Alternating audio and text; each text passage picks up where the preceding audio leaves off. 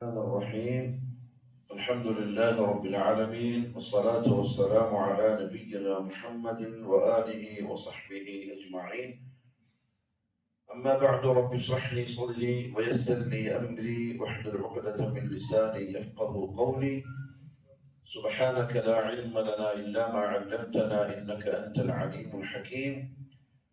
اللهم ألهمني مراشد أموري وأعذني من شرور نفسي ومن سيئات أعمالي. شيخ الإسلام محمد بن عبد الوهاب رحمه الله تعالى അദ്ദേഹം ഇമാമാണ്, മുജദ്ദിദാണ്, ഷെയ്ഖുൽ ഇസ്ലാമാണ്. ശരിക്കും നമ്മൾ വായിച്ച് പഠിക്കേണ്ടുന്ന ഒരു ചരിത്ര പുരുഷനാണ്. പ്രത്യേകിച്ച് സലഫികൾ അദ്ദേഹത്തിന്റെ താരീഖ് അറിഞ്ഞിരിക്കണം. മുജദ്ദിദാണ്. മുജദ്ദിദ് എന്ന് പറഞ്ഞാൽ ദീനിനെ തജ്ദീദ് ചെയ്ത ആളാണ്, പുനഃസ്ഥാപിച്ച ആളാണ്. ഒരു 100-200 കൊല്ലം മുമ്പ് നടന്ന സംഭവമായി പറയുന്നു. ഷെയ്ഖുൽ ഇസ്ലാം ഇന്ന് സൗദിയ ഭരിക്കുന്ന രാജാക്കന്മാരുടെ പിതാമഹന്റെ കാലത്ത് ജീവിച്ച ആളാണ്. 2 ഹറമുകളും സ്ഥിതി ചെയ്യുന്ന സൗദിയയുടെ അവസ്ഥ വളരെ പരിതാപകരമായിരുന്ന കാലം. ആളുകൾ തൗഹീദ് വിട്ട് ശിർക്കിലേക്കും സുന്നത്തുകൾ ഒഴിവാക്കി ബിദ്അത്തിലേക്കും ദീൻ ഒഴിവാക്കി സൂഫിസത്തിലേക്കും ഒക്കെ ചില രാജാക്കന്മാരുടെ സ്വാധീനം കൊണ്ട് മാറിയ സമയം. ഒറ്റയാൾ പോരാട്ടമായിരുന്നു ഷെയ്ഖുൽ ഇസ്ലാമിന്റെ. കൂടെ ആരുമില്ല. ഒരു ഭാഗത്ത് ജനങ്ങളെ സൂഫികളാക്കി ആത്മീയതയിൽ തളച്ചിട്ട് അധികാരത്തിന്റെ കസേരകളെ ഉറപ്പിക്കുന്ന ഭരണാധികാരികൾ. അത് പൊതുവെ എപ്പോഴും അങ്ങനെയാണ്. ഈ ആത്മീയ കച്ചവടത്തിന് ഭരണാധികാരികൾ എപ്പോഴും കൂട്ടായിരിക്കും.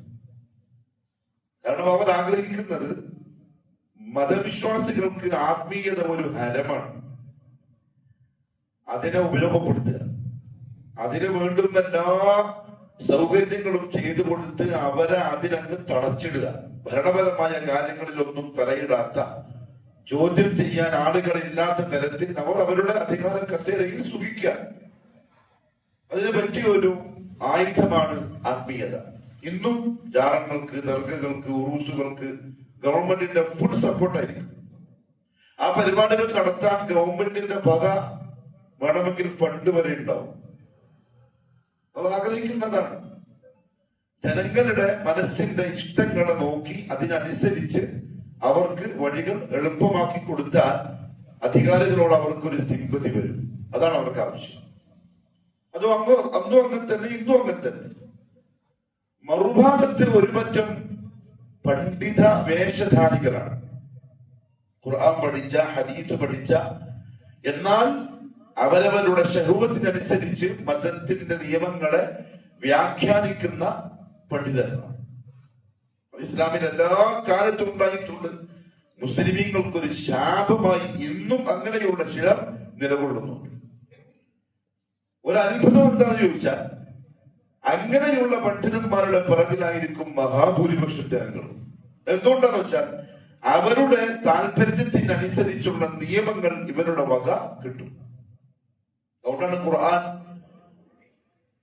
ഈ അർബാബുകളെ, അഹ്ബാറുകളെയും റുഹ്ബാനുകളെയും റബ്ബുകളാക്കുന്നതിനെ പറ്റി പറഞ്ഞ് പണ്ഡിതന്മാരെയും സന്യാസിമാരെയും റബ്ബുകളാക്കുക. അപ്പൊ ചോദിച്ചു ജൂതന്മാര്, നമ്മളങ്ങനെ റബ്ബാക്കുന്നൊന്നുമില്ലല്ലോ. അന്നേരം നബി സല്ലല്ലാഹു അലൈഹി വസല്ലം തങ്ങൾ പറഞ്ഞു, അവർ ഹലാലാക്കിയത് നിങ്ങൾ ഹലാലാക്കുന്നു, അവര് ഹറാമാക്കിയ കാര്യങ്ങളെ നിങ്ങൾ ഹറാമാക്കുന്നു. അങ്ങനെ ചെയ്യുന്നില്ലേ? അതുണ്ട്. അതെന്നെ റബ്ബാക്കാന്ന് പറഞ്ഞാൽ അതെന്തുണ്ട്? ഇസ്ലാമിന് ഒരു പരിചയമില്ലാത്ത സംഗതിയാണ് ഇസ്തിഗാസ പോലെയുള്ള സംഗതികൾ. ശിർക്ക് പരിപാടിയാണ്. പക്ഷെ അതിനെ ഹലാലാക്കി കൊടുത്തു പണ്ഡിതന്മാർ, പൊതുജനം സ്വീകരിച്ചു. അങ്ങനെ ചൗരമാക്കൽ അതൊന്ന് ആ കാലഘട്ടത്തിലുണ്ട്. അവരായിരുന്നു ഷെയ്ഖുൽ ഇസ്ലാമിന്റെ എതിരാളികൾ. പക്ഷെ ഇസ്തിഗാസ അള്ളാഹു അല്ലാത്തവരോടുള്ള സഹായ ചട്ടം. ഒരു ഷെയ്ഖെ ബദരീങ്ങളെ എന്താ ഇതിന്റെ പേര് പഠിച്ച് എരുമാട് ഷെയ്ഖ്, സൂഫി ഷെയ്ഖ് അങ്ങനെ വിളിക്കുക. അതാണ് ഇസ്തിഗാസ. പക്ഷെ ഷെയ്ഖുൽ ഇസ്ലാം മല പോലെ ഉറച്ചു നിന്നു. ഒരുപാട് ക്ലേശങ്ങൾ വന്നു, വേദനകൾ വന്നു, ബുദ്ധിമുട്ടുകൾ വന്നു. പക്ഷേ എല്ലാം സഹിച്ചും ത്യജിച്ചും ദീനുൽ ഇസ്ലാമിനെ തിരിച്ചു കൊണ്ടുവന്നു. അതാണ് ഇന്നും അദ്ദേഹത്തിന്റെ എതിരാളികൾ ആരോപിക്കുന്ന സൗദിയായിൽ ഖബറുകൾ പൊളിച്ചു, ജാറങ്ങൾ പൊളിച്ചു, നബി സല്ലല്ലാഹു അലൈഹി വസല്ലമയുടെ പള്ളി കൊള്ളയടിച്ചു എന്നൊക്കെ പറയുന്നത് അദ്ദേഹം ആ ചെയ്ത പുനഃസ്ഥാപനത്തിന്റെ ഭാഗമായി നടത്തിയ ആ കാര്യങ്ങളെയാണ്. ശരിയാണ്, ഖബറുകൾ പൊളിച്ചിട്ടുണ്ട്, സംശയമൊന്നുമില്ല. നമ്മളെ ഉമർ മൗലവി റഹ്മഹുല്ലാ അദ്ദേഹത്തിന്റെ ഒരു ദർശനം പറയുന്നത് കേട്ടിട്ടുണ്ട്. അബ്ദുൽ അസീസ് രാജാവ് അന്ന് ശിർക്കിന്റെ കേന്ദ്രങ്ങളായ ഖബറുകളും ദർഗകളും പൊളിച്ചു മാറ്റിയതാണ് ഇന്നത്തെ സൗദിയന്റെ ബർക്കത്തിന്റെ കാരണമെന്ന്. കാരണം ആ നാട്ടിൽ നിന്ന് അദ്ദേഹം ശിർക്കിനെ ഇല്ലാതെയാക്കി. അതെല്ലാ കാലത്തും ബർക്കത്താണ്. വീട്ടിൽ നിന്ന്, മഹല്ലത്തിൽ നിന്ന്, നാട്ടിൽ നിന്ന്, ഗ്രാമത്തിൽ നിന്ന്, പട്ടണത്തിൽ നിന്ന് ശിർക്കിനെ ഒഴിവാക്കാൻ സാധിക്കുമെങ്കിൽ അള്ളാന്റെ സഹായം വരാൻ അത് കാരണമാകും. ഇന്നും സൗദിയയിൽ ശിർക്കിന് പ്രവേശനമില്ല. കുരുത്തക്കേടുകൾ എന്തെല്ലാം ഉണ്ടാവും, അതും ഇതുമൊക്കെ നമ്മൾ കാണുന്നുണ്ട്, പറയുന്നത് കേൾക്കുന്നുണ്ട്. പക്ഷേ വഹദാനിയത്ത് വിട്ട് കളിയില്ല. അതുകൊണ്ടാണല്ലേ മുഹമ്മദ് ബിൻ സൽമാൻ ഇന്ത്യയിൽ വന്നപ്പോ മഹാത്മാഗാന്ധിന്റെ ഖബറിന്റെ അടുത്ത് പൂവിടാൻ പോവാതിരുന്നത്. ബാക്കി എല്ലാരും പോയില്ലേ. മൂപ്പർക്ക് പറ്റൂല, മൂപ്പർക്കെന്നല്ല മുസ്ലിമിന് പറ്റൂല. കാരണം ഖബർ പൂജ ഇസ്ലാമിലില്ല, മയ്യത്തിനെ പൂജിക്കൽ ഇസ്ലാമിലില്ല. മാത്രമല്ല ഷെയ്ഖുൽ ഇസ്ലാം റഹിമഹുല്ലാഹു തആല ഇമാമാണ്. ആർക്കാണ് ഈ ഇമാം എന്ന് പറയാ? നിസ്കരിക്കാൻ വേണ്ടി മുമ്പിൽ നിൽക്കുന്ന ആൾക്ക് അത് മുമ്പിൽ നിൽക്കുന്ന ആള് എന്നുള്ള അർത്ഥത്തിൽ പറയുന്നതാണ്. ഇമാം എന്ന് സാധാരണ ഉലമാക്കൾ ഉപയോഗിക്കുക ഇസ്ലാമികമായിട്ടുള്ള ഓരോ വിഷയങ്ങളിലുള്ള അഗാധമായ പാണ്ഡിത്യത്തിലുള്ള ആൾക്കാരെ വിളിക്കുന്ന പേരാണ് ഇമാം. ചില പണ്ഡിതന്മാര് ചില വിഷയങ്ങളിലുള്ള ഇമാമായി. ഉദാഹരണത്തിന് ഇമാം നവവി റഹ്മഹുല്ലാഹ് അദ്ദേഹം ഹദീസിൽ ഇമാമാണ്, ഫിഖ്ഹിൽ ഇമാമാണ്. അഖീദയിൽ ഇമാമായിട്ട് സ്വീകരിക്കൂല ഇമാം നവവിയെ. കാരണം അശ്അരി വാദങ്ങളിൽപ്പെട്ട ചില പശർമകൾ അദ്ദേഹത്തിന്റെ അഖീദയിലുണ്ട്. ഇബ്നു ഹജർ അസ്ഖലാനി റഹ്മഹുല്ലാഹ് സഹീഹുൽ ബുഖാരിയുടെ ശറഹ് എഴുതിയ അഹ്ലുസ് സുന്നയുടെ മഹാപണ്ഡിതനാണ്. അദ്ദേഹം ഹദീസിൽ ഇമാമാണ്. പക്ഷെ അഖീദയിൽ ഇമാം എന്ന് പറയാനില്ല. ചില ആളുകൾ തഫ്സീറിൽ ഇമാമായിരിക്കും, ഹദീസിൽ അങ്ങനെ ഉണ്ടാവും. ഇബ്നു കസീർ റഹ്മഹുല്ലാഹു തആല തഫ്സീറിന്റെ ഇമാമാണ്. പക്ഷെ അദ്ദേഹം ഹദീസിൽ അങ്ങനെ അറിയപ്പെട്ടാണല്ലോ. അദ്ദേഹം ചരിത്രത്തിൽ ഇമാമാണ്, ഫിഖ്ഹിൽ ഇമാമല്ല. ശൈഖുൽ ഇസ്ലാം മുഹമ്മദ് ഇബ്നു അബ്ദുൽ വഹാബ് റഹ്മഹുല്ലാഹു തആല ഇപ്പറഞ്ഞ എല്ലാ ഫന്നുകളിലും വിഷയങ്ങളിലും ഇമാമി എന്ന് അക്കാലഘട്ടത്തിലെ ഉലമാക്കൾ വിളിച്ച ആളാണ്. എല്ലാ വിഷയത്തിലും ഇന്നും അദ്ദേഹത്തിന്റെ കിതാബുകൾ അങ്ങനെയുള്ള വിഷയങ്ങളിലൊക്കെയും ലഭ്യമാണ്. തഫ്സീറിലുണ്ട്, ഹദീസിലുണ്ട്, അഖീദയിലുണ്ട്, ഫിഖ്ഹിലുണ്ട്, താരീഖിലുണ്ട്, ലുഗത്തിലുണ്ട്, എല്ലാത്തിലും ഇമാമാണ്. പക്ഷെ ചിലർക്കാരനല്ല. മാത്രമല്ല ഷെയ്ഖുൽ ഇസ്ലാം എന്ന ഓമന പേരിൽ അറിയപ്പെട്ട ആളാണ്. അത് നമ്മുടെ നാട്ടിലെ ഈ അഞ്ചാമഞ്ച ഖത്തീബന്മാരും ഖാദിമാരും കൂടിയിരുന്നിട്ട് വെക്കുന്ന പേരല്ല. അത് മറ്റത് ഖബറുൽ ഉലമ, ശംസുൽ ഉലമ, താജുൽ ഉലമ, അതൊക്കെ നമ്മൾ ഏതെങ്കിലും എല്ലാം മുന്നേ ഇരുന്നിട്ട് പേരിട്ടിട്ട് അങ്ങ് വിളിച്ചിട്ട് പാസ്സാക്കലാണ്. ഗ്രാൻഡ് മുഫ്തി, ഇന്ത്യൻ മുഫ്തി, അങ്ങനെയുള്ള ചില പേരുകളൊക്കെ പള്ളിയിലെ ഇമാമികളും മുദ്രസിനും കൂടി ഇരുന്നിട്ട് നമുക്ക് നമ്മുടെ ഷെയ്ഖിന്റെ ഗ്രാൻഡ് മുഫ്തി എന്ന് വിളിച്ചാലോ ആ വിളിക്കാം, ഗുരു തക്ബീർ, അല്ലാഹു അക്ബർ. അതല്ല ഈ ഷെയ്ഖുൽ ഇസ്ലാം. ഇത് ഇൽമറിയുന്ന, ദീനറിയുന്ന റാസിഖുകളായ ഉലമാക്കള് ആ ആലിമീങ്ങളുടെ പക്വതയും കഴിവും കണ്ടിട്ട് വിളിച്ച പേരാണ് ഇസ്ലാമിലെ ഷെയ്ഖ് മഹാൻ എന്ന അർത്ഥത്തിൽ. ഇബ്നു അബ്ദുൽ വഹാബ് റഹ്മഹുല്ലാഹ് ഈ പറയപ്പെട്ട പേരുകൾക്കൊക്കെ അർഹനായിരുന്നു എന്നാ പറഞ്ഞു വന്നത്. സലഫികളുടെ ഇമാമായിട്ട് അറിയാനുള്ള കാരണം അദ്ദേഹം യഥാർത്ഥത്തിൽ അമ്പിയാക്കൾ പഠിപ്പിച്ച ദീനിനെ പുനഃസ്ഥാപിച്ച ആളാണ്. എങ്കിൽ സലഫികള് ആ അമ്പിയാക്കൾ പഠിപ്പിച്ച ദീനിനെ ഫോളോ ചെയ്യുന്ന ആൾക്കാരാണ്. അതുകൊണ്ട് അദ്ദേഹം സലഫികളുടെ ഇമാമായി അറിയപ്പെട്ടതും ഷിയാക്കളുടെയും ഖുറാഫികളുടെയും അതേപോലെ ബിദഅകളുടെയും മുഖ്യ ശത്രുവായി മാറി. അരച്ചു കൊടുത്താൽ ജ്യൂസ് കുടിക്കും പോലെ കുടിക്കും ഷെയ്ഖുൽ ഇസ്ലാമിനെ. അത്ര ദേഷ്യമുണ്ട്. കാരണം അവരുടെ സർവ്വ തോന്നിവാസങ്ങളെയും തടയിട്ടതും ഖിയാമത്ത് നാൾ വരെ തടയിടാൻ പറ്റിയ പാകത്തിനുള്ള കിതാബുകൾ എഴുതി തന്നതും ആ മഹാനായ പണ്ഡിതനാണ്. അല്ലാഹു അദ്ദേഹത്തെ അനുഗ്രഹിക്കട്ടെ. സുബ്ഹാനല്ലാഹ്. ഖബൂലിയത്തുള്ള ആലിമാണ് ഇബ്നു അബ്ദുൽ വഹാബ് റഹിമഹുല്ലാഹു തആല. വഹാബി എന്ന് നമ്മൾ വിളിക്കപ്പെട്ടത് അദ്ദേഹത്തിലേക്ക് ചേർത്തിട്ടാണ്. പക്ഷെ അവിടെയും ഖുറാഫികളുടെ, ഷിയാക്കളുടെ അല്ലെങ്കിൽ ഈ ബിദ്അത്തിന്റെ ഒരു കുബുദ്ധി പ്രവർത്തിച്ചു. ഇതിന്റെ പേര് മുഹമ്മദ് എന്നാണ്. മുഹമ്മദ് ബിൻ സുലൈമാൻ ഇബ്നു അബ്ദുൽ വഹാബ്. ഉപ്പാന്റെ പേര് അബ്ദുൽ വഹാബ്. അതിലേക്ക് ചേർത്തിട്ടാ വഹാബി വിളിക്കുന്നത്. കാരണം ശരിക്കും വിളിക്കുന്ന ആരിലേക്ക് ചേർത്തിട്ട അദ്ദേഹത്തിലേക്കാണെങ്കിൽ മുഹമ്മദി എന്നാ വിളിക്കുന്നത്. പക്ഷെ അത് ശരിക്കുന്നില്ല. മുഹമ്മദി എന്ന് വിളിച്ചാൽ ആൾക്കാർക്ക് ഏത് മൈൻഡിൽ പോകും? മുഹമ്മദ് സല്ലല്ലാഹു അലൈഹി വസല്ലം മൈൻഡിലേക്ക് പോകും. ഇവരുമായിട്ട് ആൾക്കാർ അടുക്കും. അവിടെ അത് വേണ്ട, ഉപ്പാപ്പയിലേക്ക് ചേർത്തിട്ട് വഹാബി എന്ന് വിളിച്ചറിയാം. എങ്ങനെയാ വഹാബി എന്നുള്ള പേര് വന്നത്? എന്തോ ആയിക്കോട്ടെ, അദ്ദേഹം ലോകത്തിന് സംഭാവന ചെയ്ത കിതാബുകളിൽ ഒന്നാണ് നമ്മുടെ മുമ്പിലുള്ള ഈ കിതാബ്. ശുറൂത്തുസ് സ്വലാത്തി വഅർകാനുഹാ വവാജിബാതുഹാ. നിസ്കാരത്തിന്റെ ഷർത്തുകളും ഫർദുകളും വാജിബാത്തുകളും അല്ലെങ്കിൽ വാജിബുകളും. കാരണം തൗഹീദ് പഠിച്ച് മനസ്സിലാക്കിയത് ഉൾക്കൊണ്ട് മുവഹിദായി ജീവിക്കുന്ന ഒരാൾക്ക് അയാളുടെ ജീവിതത്തിൽ പിന്നെ ഏറ്റവും അധികം ആദ്യം ശ്രദ്ധിക്കേണ്ടത് 5 നേരത്തെ നിസ്കാരമാണ്. അതിന്റെ ബാക്കി ശ്രദ്ധിച്ചിട്ട് കാര്യമുള്ളൂ. നിസ്കാരം ശരിയല്ലെങ്കിൽ ബാക്കിയുള്ള ഒരു അമലും ഖബൂലല്ല, സ്വീകരിക്കപ്പെടുകയില്ല. കൃത്യമായി സക്കാത്ത് കൊടുക്കും, കൃത്യമായി നോമ്പെടുക്കും, വർഷം ഹജ്ജ് ചെയ്യും, നിസ്കാരമില്ല. ഈ പറഞ്ഞതെല്ലാം വെള്ളത്തിലാണ്. കാരണം റസൂലുള്ളാഹി സ്വല്ലല്ലാഹു അലൈഹി വസല്ലം പറഞ്ഞു, അസ്സലാത്തു ഇമാദുദ്ദീൻ. നിസ്കാരം ദീനിന്റെ തൂണാണ്. മൻ അഖാമഹാ ഫഖദ് അഖാമദ്ദീൻ. അതിനെ ആര് നിലനിർത്തിയോ അവൻ ദീനിനെ നിലനിർത്തിയോ. വമൻ ഹദമഹാ, ആരെങ്കിലും ആ നിസ്കാരത്തെ ഫമൻ തറക്കഹ ഒഴിവാക്കിയാൽ ഫഖദ് ഹദമദ്ദീൻ, ദീൻ പൊളിച്ചവനാണ്. മാത്രമല്ല റസൂലുള്ളാഹി സ്വല്ലല്ലാഹു അലൈഹി വസല്ലം പറഞ്ഞു, നിസ്കാരത്തെ സംബന്ധിച്ച് പറഞ്ഞപ്പോ, ഇദാ സലുഹത്, നിസ്കാരം ക്ലിയറായ, കൃത്യമായ, ശ്രദ്ധയോടെയായ, സലുഹ സായിറു അമലി, അവന്റെ ബാക്കിയുള്ള അമലുകളൊക്കെയും ക്ലിയർ ആവും. എന്ന് പറഞ്ഞാൽ എന്താ മനസ്സിലാക്കേണ്ടത്? ബാക്കി ഒന്നും ക്ലച്ച് പിടിക്കുന്നില്ല, ഒന്നും ശരിയാകുന്നില്ല എങ്കിൽ നിസ്കാരത്തിൽ സംതിങ് റോങ്. ശ്രദ്ധിച്ചോളണം, നിസ്കാരത്തിൽ എന്തോ കേടുപാട് സംഭവിക്കുന്നുണ്ട്. അതുകൊണ്ടാണ് ബാക്കി ഒന്നും ശരിയാവാത്തത്.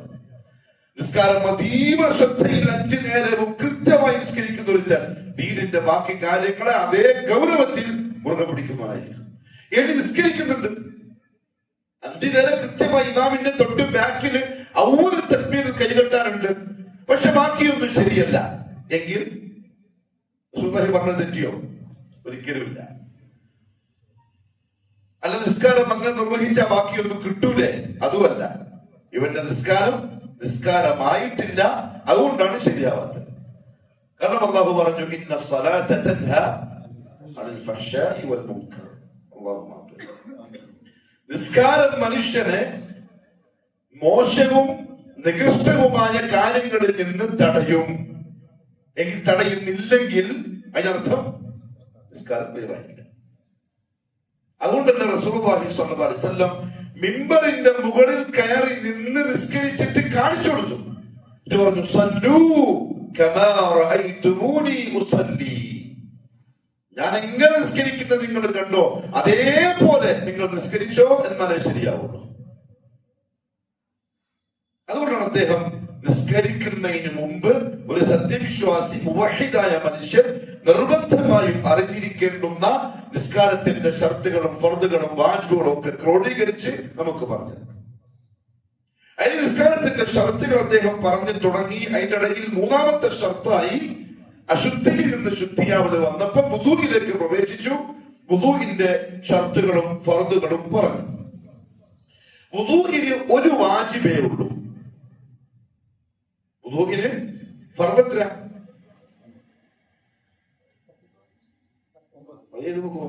വേടിമടക്കി 6 ഫർദ്. മുഖം കഴുകൽ, കൈ 2 മുട്ടുൾപ്പെടെ കഴുകൽ, തല മുഴുവൻ തടവൽ, കാല് 2 നെരിയാൻ ഉൾപ്പെടെ കഴുകൽ, തർത്തീബോടുകൂടി കഴുകൽ, മുവാലാത്തുണ്ടായിരിക്കൽ. മുവാലാത്ത് മീൻസ് അത് തർത്തീബ്. മുവാലാത്ത് എന്ന് പറഞ്ഞാൽ തുടർച്ചയായി ഇടയിൽ ഗ്യാപ്പ് വരാതെ ചെയ്യണം. കഴിഞ്ഞാഴ്ച പറഞ്ഞിട്ട് പോയതാണ്. അതിൽ വാജിബ് ഒന്നാണ്. ഏതായിരിക്കും?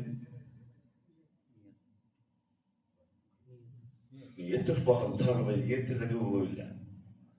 വാജിബ് എന്ന് പറഞ്ഞാൽ എന്താ? മറ്റെന്തെങ്കിലും കൊണ്ട് പരിഹരിക്കപ്പെടാവുന്ന കർമ്മം. അതഥവാ വിട്ടുപോയാൽ തന്നെ വേറെ എന്തെങ്കിലും ചെയ്തിട്ട് എന്ത് ചെയ്യാം? പരിഹരിക്കാം. അതാണ് വാജിബ്. ഫർദല്ല. ഫർദ് പോയാൽ പോയി, അവരെ പോയി. ബിസ്മി പറയാൻ വുദൂഇന്റെ ആരംഭത്തില് ബിസ്മി പറയൽ വുദൂഇന്റെ വാജിബാത്തിൽപ്പെട്ടതാണ്. ചില ഉലമാക്കൾ മുസ്തഹബാണെന്നും പറഞ്ഞിട്ടുണ്ട്. അപ്പൊ ഇത് മനസ്സിലായി, നിർബന്ധമല്ല. എന്തുകൊണ്ടാണ് തുടക്കത്തിൽ വുദൂ ചെയ്യുന്ന ഒരാള് ബിസ്മി പറയണം എന്ന് പറയാൻ പറഞ്ഞത്? റസൂലുള്ളാഹി സ്വല്ലല്ലാഹു അലൈഹി വസല്ലം പറഞ്ഞു, ലാ വുദൂഅ ലിമൻ ലം യദ്കുർ ഇസ്മല്ലാഹ്. അല്ലാഹുവിന്റെ ഇസ്മ പറയാത്ത ഒരാൾക്ക് വുദൂഅേ ഇല്ല. അല്ലാഹുവിന്റെ ഇസ്മ പറയാന്ന് പറഞ്ഞാൽ ബിസ്മില്ലാ പറയാം. ബിസ്മില്ലാഹിർ റഹ്മാനിർ റഹീം എന്നില്ല, മറിച്ച് ബിസ്മില്ലാ. വാജിബാത്തിൽപ്പെട്ടതാണ്. അത് പറഞ്ഞുകൊണ്ട് വേണം വുദൂ തുടങ്ങാൻ. ഇനി ഒരാൾ ബിസ്മി പറയാൻ വിട്ടുപോയി എന്നാലോ അത് പോയി നടത്തും. അതിന്റെ കൂലി പോയി, വുദൂഇന്റെ പൂർണ്ണത പോയി. പക്ഷെ വുദൂ സഹീഹാണ്. ഇനി ഒരാൾ വുദൂ ചെയ്യുന്നത് ബാത്റൂമിൽ നിന്നാണെങ്കിലും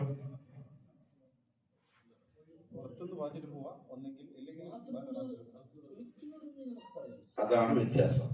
കുളിമുറിയിൽ ശരിക്കും ബിസ്മില്ലാഹി എന്ന് മനസ്സിൽ പറയലല്ല, ഖൗലുഹു ബിദ്ദിക്ർ, നാവ് കൊണ്ട് തന്നെ പറയണം ബിസ്മില്ലാഹ്. അതാണ് വാജിബ്. അത് പുറത്തിറങ്ങൊക്കെ കുളിമുറിയിലാണെങ്കിൽ നാവ് കൊണ്ട് തന്നെ പറയാം. കാരണം കുളിമുറി നജസ്സുള്ള സ്ഥലമല്ല. കുളിക്കുന്നിടത്ത് മൂത്രിക്കാനും പാടില്ല. ഷവറും തുറന്നിട്ട് തലമലയും വെള്ളം താഴത്ത് വെള്ളം പോക്കാണെങ്കിൽ അത് പാടില്ല. കുളിക്കെടുക്കുന്നത് മൂത്രിച്ചൂടാണ്. സുഭാഹിതങ്ങളെ നിരോധനം വന്നിട്ടുണ്ട്. കുളിക്കുന്നിടത്ത് മൂത്രിക്കാൻ പാടില്ല. മൂത്രിക്കാനും കാഷ്ടിക്കാനും വേറെ സ്ഥലം, കുളിക്കാൻ വേറെ സ്ഥലം. ആ കുളിക്കുന്നിടത്ത് നമുക്ക് ബിസ്മില്ലാഹ് എന്ന് പറയാം. കാരണം അവിടെ ശൈത്താന്റെ പ്രശ്നം ഉണ്ടാവില്ല. ശൈത്താന്റെ പ്രശ്നം ഉള്ളത് ഖലാഇലാണ്. ഒന്നിനും രണ്ടിനും പോകുന്ന സ്ഥലത്ത് ശൈത്താൻ ഉണ്ടാവും. അവിടെയും ശുദ്ധമാണെങ്കിൽ, നമ്മുടെ ആവശ്യം നിർവഹിക്കുന്ന സ്ഥലം മൂടപ്പെട്ടതാണെങ്കിൽ നാവ് കൊണ്ട് ഉച്ചരിച്ചാലും പ്രശ്നമില്ല എന്ന് പറഞ്ഞ ഉലമാക്കളും ഉണ്ട്. എന്തുകൊണ്ട്? നജസില്ല എന്നത് കൊണ്ട്. നജസില്ലാത്തത് കൊണ്ട് തന്നെ അവിടെ ആരുണ്ടാവില്ല. അതുകൊണ്ട് വീട്ടിലെ ബാത്റൂമൊക്കെ ക്ലീൻ ആയിരിക്കണം.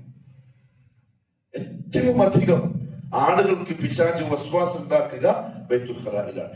ജിന്നുകൾ മനുഷ്യ ശരീരത്തിൽ പ്രവേശിക്കോ ഇല്ലയോ? ഇല്ലാന്ന് പറഞ്ഞ ആരെങ്കിലും ഉണ്ടാ? ഉണ്ടെങ്കിൽ പള്ളിയിൽ പുറത്താക്കണേ. പ്രശ്നക്കാരനായിരിക്കും.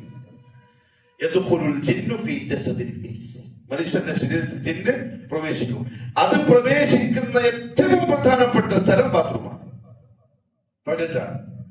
അതിൽ തന്നെ ടോയ്ലറ്റിൽ ഇരുന്ന് കരയുന്നുണ്ടെങ്കിൽ മക്കൾ എഴുതി കക്കുസുകുറ്റി കരയാൻ പാടില്ല. ചില മനുഷ്യന്മാരെ ഓള് കാണാൻ വേണ്ടി കക്കുസുകുറ്റി കരയും. കാരണം ഓളൊപ്പം കാണുമ്പോൾ കരയാൻ പാടില്ലല്ലോ. നമ്മുടെ അപ്പോൾ അതിന്റെ ഷിററ് സഹിക്കാൻ പറ്റാണ്ട് ഗതി കെട്ടിട്ട് കക്കൂസുകുറ്റി കരയുന്ന ഭർത്താക്കന്മാരുണ്ടാവും.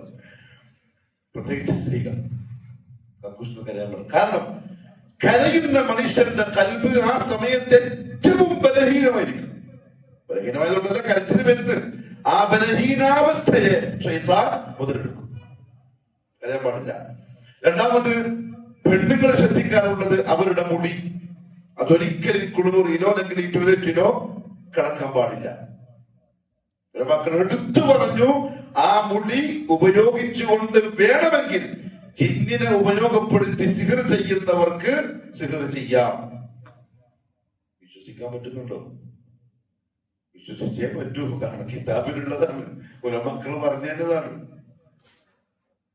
അല്ലാഹു എല്ലാവരെയും കാക്കട്ടെ. സിഹർ ചെയ്യാൻ പറ്റും എന്നുള്ളത് കൊണ്ടാണ് സിഹർ ചെയ്യുന്നവനെ ഇസ്ലാം കാഫറാക്കിയത്. സിഹർ ഫലിക്കും എന്നുള്ളത് കൊണ്ടാണ് കബായിറുകളിൽ കൂട്ടത്തിൽ നബി സല്ലല്ലാഹു അലൈഹി വസല്ലം സിഹറിനെ പറഞ്ഞത്. സിഹർ കുഫറാണ്, ചെയ്യരുത്, അടുക്കരുത് എന്നുള്ളത് കൊണ്ടാണ് പരിശുദ്ധ ഖുർആനിൽ ഹാറൂത്തും മാറൂത്തും വന്ന് സിഹർ പഠിപ്പിച്ചു കൊടുത്തപ്പോൾ അവർ പറഞ്ഞത് ഫലാ തക്ഫുർ, പഠിക്കാൻ നിൽക്കണ്ട, ഇത് കുഫറിന്റെ പരിപാടിയാണ്, കാഫിറായി പോകും. അപ്പൊ ഇല്ലാന്ന് പറയുന്നവനോ ഖുർആൻ നിഷേധിക്കുന്നവനാണ്, ഹദീസ് നിഷേധിയ, ഖുർആനും ഹദീസും നിഷേധിക്കാൻ കുഫറാണ്. അതുകൊണ്ടാണ് നവാഖിദുൽ ഇസ്ലാമിലെ 8ാമതായി ശൈഖുൽ ഇസ്ലാം ഇപ്പറഞ്ഞ ശൈഖ് എഴുതി അസ്സിഹ്റു, ഇസ്ലാമിന്റെ പുറത്തായി പോകുന്ന കാര്യങ്ങളിൽ പെട്ടതാണ് സിഹർ ചെയ്യൽ. വമിൻഹു അസ്സർഫു വൽ അത്ഫു, ആ സിഹറിൽ പെട്ടതാണ് അടുപ്പിക്കാനും അകറ്റാനും ചെയ്യുന്ന സിഹർ. പല പരിപാടിയുണ്ട്,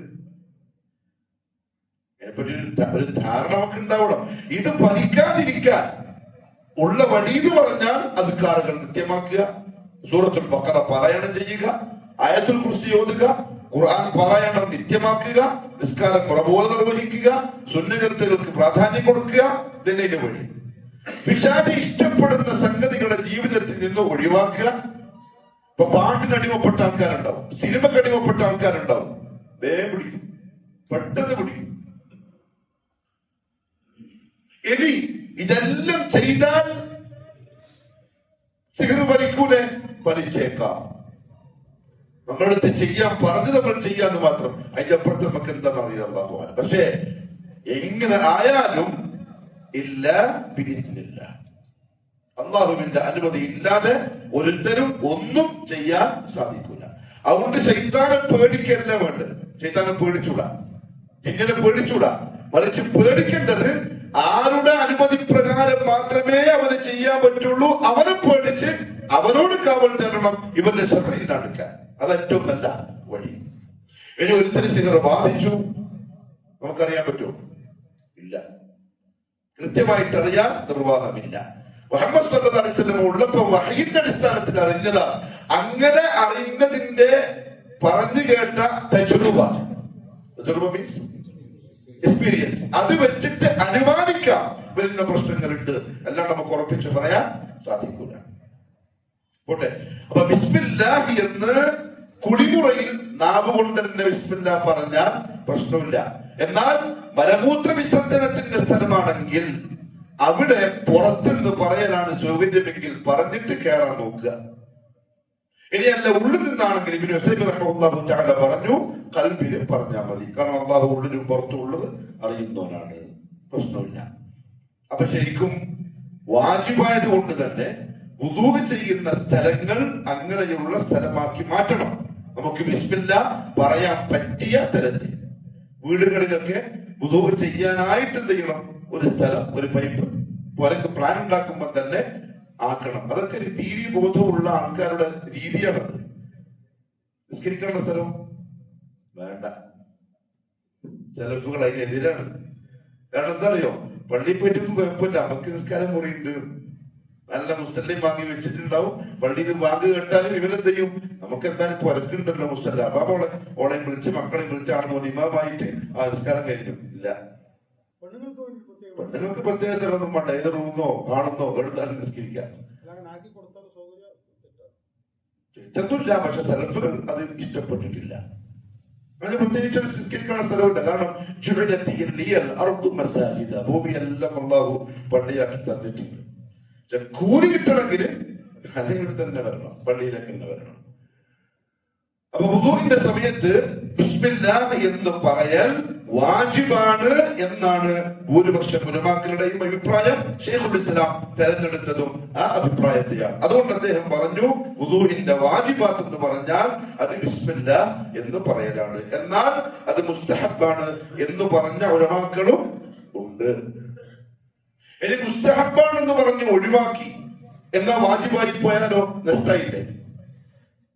വാജിബാണെന്ന് പറഞ്ഞ് ചെയ്തു, മുസ്തഹബാണെങ്കിലും കിട്ടേണ്ട കിട്ടിയില്ലേ? അപ്പൊ സൂക്ഷ്മത എന്താ?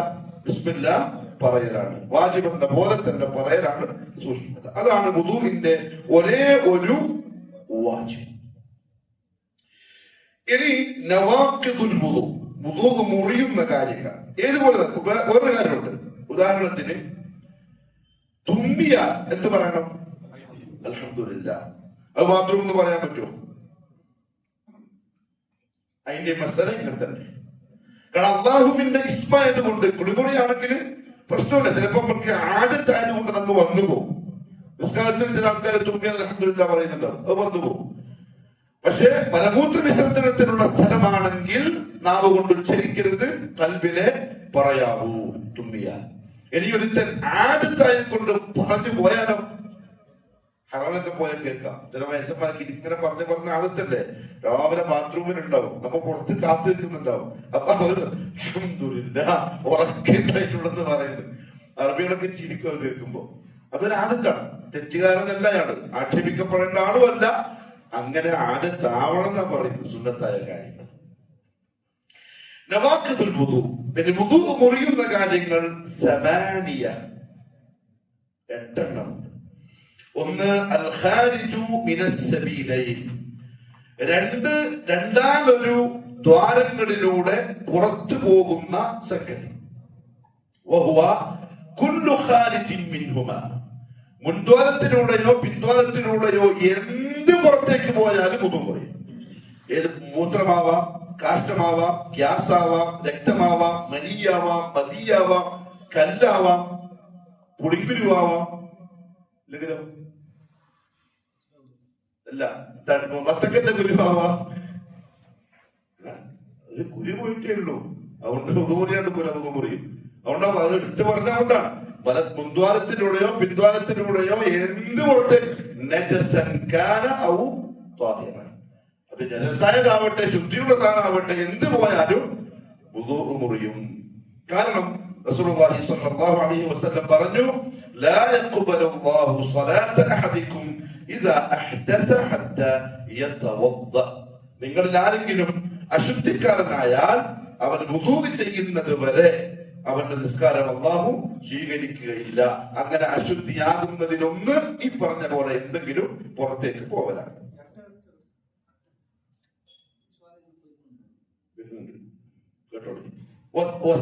രണ്ടാമത്തത് അൽ ഖാരിജുൽ ഫാഹിഷുൻ നജിസു മിനൽ ജസദി, ഈ 2 ദ്വാരത്തിലൂടെ അല്ലാതെ ഇതിനെ കൂടി എന്ത് പോയാലും വുദു പോയി. ഈ 2 ദ്വാരത്തിലൂടെ അല്ലാതെ മറ്റേതെങ്കിലും വഴിയിലൂടെ ശരീരത്തിൽ നിന്ന് പുറത്തേക്ക് വരുന്ന നജസായ മോശമായ കാര്യങ്ങൾ, 2 സിഫത്ത് പറഞ്ഞു. ഒന്ന് നജസായിരിക്കണം, മറ്റൊന്ന് മോശമായ അവസ്ഥയിലുള്ളത് ആയിരിക്കണം. ഏതുപോലെ? രക്തം പോലെ, ഛർദി പോലെ. ശരീരത്തിൽ നിന്ന് രക്തം ചിലപ്പോൾ ചെവിന്ന് വരാം, മൂക്കുന്ന് വരാം, ചൊറി പുണ്ണുണ്ടെങ്കിൽ ആ പുണ്ണെന്ന് വരാം. അത് വന്നാൽ അത് നജസാണ്.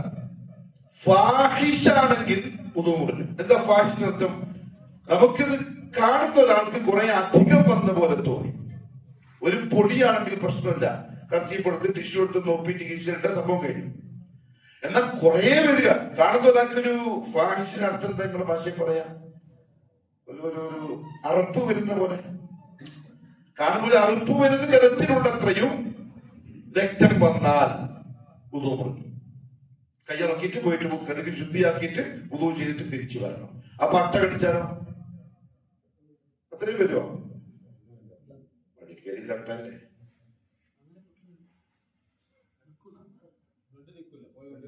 പോയിക്കൊണ്ടേ നിൽക്കും, അപ്പൊ പോകും, വുദു മുറിയും. പോയിക്കൊണ്ടേ നിൽക്കുമെങ്കിൽ വുദു മുറിയും, അപ്പൊ വുദു മുറിയില്ല. രക്തം പോവണം, രക്തം പുറത്തേക്ക് വരണം, വുദു പോകും. അതേപോലെ ഛർദിയുടെ ഹദ് എന്താണ്? വുദു മുറിയുന്ന ഛർദി വായ നിറച്ചും ഛർദിക്കണം. ഒന്ന് ഓക്കാനിച്ചെന്തെങ്കിലും പോയാല് വുദു മുറിയൂല. വായ നിറച്ചും പുറത്തേക്ക് പോയാലേ അത് വുദു മുറിക്കുന്ന ഛർദിയായി പരിഗണിക്കപ്പെടുള്ളൂ. ഇനി അതല്ലെങ്കിൽ വേറെ എവിടെന്നാ പോവാ? ദ്വാരം ഇട്ടു. ചില ആൾക്കാർക്ക് അല്ലാഹു കാത്തുരക്ഷിക്കട്ടെ. രോഗിയായി വയറിന് ദ്വാരം ഇട്ടു, പൈപ്പ് ഇട്ടു, അല്ലെങ്കിൽ മൂത്രിക്കാനുള്ള പൈപ്പ് ഇട്ടു, അതിൽ കൂടെ പോവാ.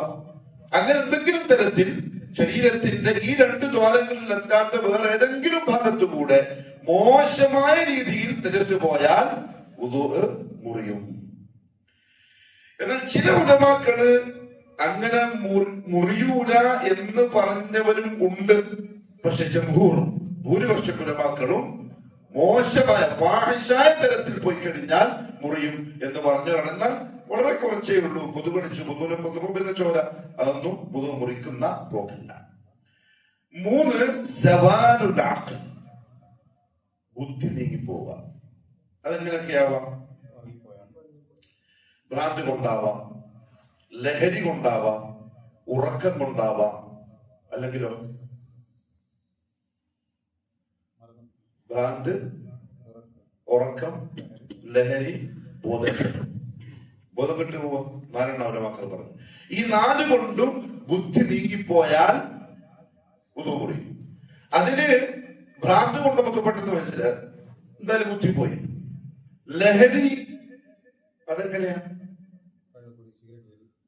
സിഗരറ്റ് സിഗരറ്റ് വുദൂ മുറിയില്ല. കാരണം ലഹരിയല്ല. സിഗരറ്റ് വലി പിന്നെ ഹറാമാവാനുള്ള കാരണം അത് ശരീരത്തിന് കേടുണ്ടാക്കുന്നു, നമ്മൾ സ്വയം അറിഞ്ഞ് നമ്മളെ കൊലക്ക് കൊടുക്കുന്നു എന്ന അർത്ഥത്തിലാണ്. കള്ളു കുടിച്ചു, വുദൂവെല്ലാം ചെയ്ത് നിസ്കരിക്കാൻ വേണ്ടി വരുമ്പോ പഴയ ചങ്ങേനെ കണ്ടു, മുമ്പിൽ കാവേരിയും കണ്ടു. ഞങ്ങൾ മുമ്പല്ല പോയി 200 മില്ലി അടിച്ച് പാമ്പായി. അങ്ങനെ കുറച്ചു പാല് വെള്ളം എടുത്ത് വെച്ച് ആള് തീർച്ചയായിട്ട് മുമ്പോ നമ്മൾ നിസ്കരിക്കാം, മുഖത്തിട്ട് വന്നാലേ നിസ്കാരം ശരിയാവുള്ളൂ. അങ്ങനെ അള്ളാഹു കാത്തിരക്ഷിക്കട്ടെ. അല്ലെങ്കിൽ ബോധക്ഷയം, ലഹരി, അല്ലെങ്കിൽ ബോധം പോയി. ഉറക്കം കൊണ്ട് ബുദ്ധി നീങ്ങലെങ്ങനെ? ഉറക്കത്തിലുള്ള മക്കൾ വ്യാഖ്യാനിച്ചു. ഏത് ഉറക്കം കൊണ്ടാണ് വുദൂ മുറിയുക, ഏതുകൊണ്ടാണ് വുദൂ മുറിയാതിരിക്കുക? ശ്രദ്ധിച്ച് കേൾക്കുക. കാരണം ജുമാക്ക് പലരും ഉറങ്ങുന്നത് മുകളിൽ നോക്കുമ്പോൾ കാണാറുണ്ട്. വളരെ ശ്രദ്ധിച്ച് കേൾക്കുക. അതെങ്ങനെ പോവുക? ഉറക്കം ഒരു തൂങ്ങി ഉറക്കമാണെങ്കിൽ, എന്താ തൂങ്ങി ഉറക്കത്തിന്റെ നിർവചനം? ഇഹ്സാസ് ഉണ്ട്, എന്നാൽ ആളുകൂടെ ഇല്ല. ആരോ നടക്കുമ്പോൾ തോന്നുന്നുണ്ട്, ആരാന്നറിയില്ല. മെമ്പറിന്റെ മുകളിൽ ആരോ ഇങ്ങനെ ഒച്ചയിടുന്നുണ്ട്, എന്താ സംഭവം അറിയില്ല. അതാണ് തൂങ്ങി ഉറക്കം. ആ ഉറക്കം വുദൂ മുറിയൂല. അതിന് വുദൂ മുറിയുന്ന ഉറക്കമായിട്ട് പരിഗണിക്കൂല. എന്നാൽ ഇപ്പൊ നമ്മൾ ഇബ്രാഹിം ഇരിക്കുന്ന പോലെ ഇരുന്നാൽ, അല്ലെങ്കിൽ നുഹൈദ് ഇരിക്കുന്ന പോലെ, ഇദ്ദേഹം ഇരിക്കുന്ന പോലെ ഇരുന്നു, അങ്ങനെ ഉറങ്ങിയാൽ പോകും. എന്തിനെങ്കിലും ചാരിയോ കൈകുത്തിയോ, അതായത് ഉറങ്ങാനായിട്ട് ഇങ്ങനെ അങ്ങനെ ഉണ്ടല്ലോ ചില ആൾക്കാർ ജുമ്മക്ക് നേരത്തെ വന്നിട്ട് മൂല പിടിക്കും. പ്രശ്നങ്ങളൊന്നും ഇല്ലാത്ത, ആരും ഉടക്ക് കയറി വരാത്ത, ശബ്ദം ശരിക്ക് കിട്ടാത്ത, കാറ്റ് ഫാനിന്റെ കാറ്റ് വരാത്ത സ്ഥലം നോക്കിയിട്ട് നേരത്തെ വന്നിരിക്കും സുഖമായിട്ട് ഉറങ്ങാൻ. അതെന്തായാലും പോകും. ആ വുദൂ എന്തായാലും പോകും. അദ്ദേഹം പെട്ടെന്ന് നിസ്കാരമാകുമ്പോൾ അടുത്തൊരാൾ വിളിച്ചിട്ട് പോയിട്ട് പുറത്തിട്ട് പറയണം. അല്ലെങ്കിൽ കിടന്നുറങ്ങിയാൽ വുദൂ പോകും. കാരണം ഇവിടെ ഉറക്കമല്ല യഥാർത്ഥത്തിൽ വുദൂഇനെ മുറിക്കുന്ന സംഗതി. വുദൂഇനെ മുറിക്കുന്നത് മദന്നത്തുൽ ഹദസ, അശുദ്ധിയാവാനുള്ള ചാൻസ് ഉണ്ട് എന്ന ആ ചാൻസ് ആണ് വുദൂഇനെ മുറിക്കുന്നത്. കാരണം ഉറങ്ങിക്കഴിഞ്ഞാൽ ഒന്നുകിൽ ഗ്യാസ് പോവാം, അല്ലെങ്കിൽ അവന്റെ കൈ ഗുഹ്യ ഭാഗത്ത് എവിടെയെങ്കിലും സ്പർശിക്കാനുള്ള ചാൻസ് ഉണ്ട് ഉറക്കില്. ഇത് അറിയില്ല. ആ ചാൻസ് ആണ് വുദൂഇനെ മുറിക്കുന്നത്, അല്ലാണ്ടല്ല ഉറക്കമല്ല. എന്നാൽ ഈ ഉറക്കത്തിലോ, ഈ തൂങ്ങിയ ഉറക്കത്തിൽ അതുണ്ടാവാനുള്ള ചാൻസും ഇല്ല. സഹാബാക്കൾ പള്ളിയിൽ അങ്ങനെ ഉറങ്ങാറുണ്ടായിരുന്നു. നബി സല്ലല്ലാഹു അലൈഹി വസല്ലം ചില സന്ദർഭങ്ങളിൽ ഇശാ നിസ്കാരത്തെ ബന്ധിപ്പിക്കും. ഇശാഇന്റെ അഫ്ദലായ ടൈം എപ്പോഴാണ്? രാത്രിയുടെ അവസാന ഭാഗമാണ് അഫ്ദലായ ടൈം. അവസാന ഭാഗം മീൻസ് തഹജ്ജുദിന്റെ അല്ല കേട്ടോ. രാത്രിയെ 3ആയി ഭാഗിച്ചു. അപ്പൊ മഗ്രിബ് മുതൽ ഇപ്പൊ ഇശാ വരെ ഫസ്റ്റ് ഭാഗം, അത് കഴിഞ്ഞ് ഒരു 12 മണി വരെ, അത് കഴിഞ്ഞ് പിന്നെ തഹജ്ജുദ്. അതിൽ ആ 12 മണി നിസ്ഫുൽ ലൈൽ, രാത്രിയുടെ പകുതി, അതാണ് ഇശാഇന്റെ അഫ്ദലായ ടൈം. ചിലപ്പോൾ നബി സല്ലല്ലാഹു അലൈഹി വസല്ലം അങ്ങനെ ആക്കാറുണ്ട്. അപ്പൊ വീട്ടിൽ നിന്ന് പുറത്തേക്ക് ഇറങ്ങൂല. സഹാബാക്കളും അതിനുശേഷം പള്ളിക്ക് പോക്കൂല. അവരിങ്ങനെ കാത്തിരിക്കും. രാവിലെ വലിയ ഭാരമുള്ള ജോലിക്ക് പോകുന്നല്ലേ, വൈദ്യുതി നമുക്ക് തളർന്നിട്ടുണ്ടാവും സഹാബാക്കൾ. അവരങ്ങനെ ഇരുന്നവർ ഉറങ്ങും. എത്ര ഉറങ്ങുന്നറിയോ? അവരുടെ തല ഇങ്ങനെ പോയിട്ട് താഴെ പൊട്ടും. അങ്ങനെ ഉറങ്ങും. അവർ റസൂലുള്ളാഹി വരും, ബിലാൽ ഇഖാമത്ത് കൊടുക്കും. അവർ യുസല്ലൂൻ വലാ യതവദ്ദഊൻ, വുദൂ ചെയ്യാൻ വേണ്ടി പോവാറില്ല. അപ്പൊ തന്നെ എന്ത് ചെയ്യും? നിസ്കരിക്കലാണ് പതിവ്. അതുകൊണ്ട് എന്ത് ചെയ്തു? ഈ ഉറക്കം, ഇത് ഈ തൂങ്ങി ഉറക്കം കൊണ്ട് എന്താവൂല. എന്നാൽ ചില ആളുകൾക്ക് ആ ഉറക്കത്തിന് PhD ഉണ്ട്. എങ്ങനെ അവർക്ക് കിടക്കണം ഒരു നിർബന്ധമില്ല, ചാരണം തീരെ നിർബന്ധമില്ല. ഇരുന്ന ഇരിപ്പിൽ കൂർക്കം വെച്ച് ഉറങ്ങുന്ന ഒരാൾ ഈ പള്ളിയിലുണ്ട്. അതെ, ആ വുദു പോകും. കാരണം റസൂലുള്ളാഹി സ്വല്ലല്ലാഹു അലൈഹി വസല്ലം തങ്ങൾ പറഞ്ഞു, ഹദീസിന് ചെറിയ ദുഅഫുണ്ട്, എന്നാലും ശൈഖുൽ ഇസ്ലാം ആ ഹദീസിനകത്ത് കൊടുത്തിട്ടുണ്ട്. നിങ്ങൾ ഈ ബാക്ക് ഭാഗത്തിൽ എന്തെങ്കിലും നമ്മുടെ ഭാഷയിൽ പറയാം, പേടിയാണ് പറഞ്ഞ് തെരിയാറ്റായിട്ട് വേണം. പൊതുവെ മാന്യമായി പറയുന്ന വാക്ക് നമ്മുടെ നാട്ടില് വളരെ മോശമായ വാക്ക്, അതുകൊണ്ട് ഞാൻ പറയാം. നമ്മുടെ നാട്ടിലൊന്ന് പറഞ്ഞാൽ ചിലപ്പടി കൊടുക്കും. നമ്മളെ ബാക്ക് അതിന്റെ മൂടി കണ്ണുകളാണ് ഹദീസിലുള്ളത്. കാരണം കണ്ണ് തുറന്നിരിക്കുന്ന അവസ്ഥയിൽ ആരും എന്ത് വിടൂല, ഗ്യാസ് വിടൂല. അത്ര അത്യാവശ്യം നമ്മളെ ദാൽ ഷരീഫിൽ അടിച്ച് വന്നതാണെങ്കിൽ പുറത്തേക്ക് പോയിക്കോളും. കണ്ണ് തുറന്നിട്ടുണ്ടെങ്കിൽ, കണ്ണ് കൂട്ടിപ്പോയാൽ മൂടി പോയി. അപ്പൊ ചാൻസ് ഉണ്ട് അശുദ്ധിയാവാൻ. അതാണ് പ്രശ്നം.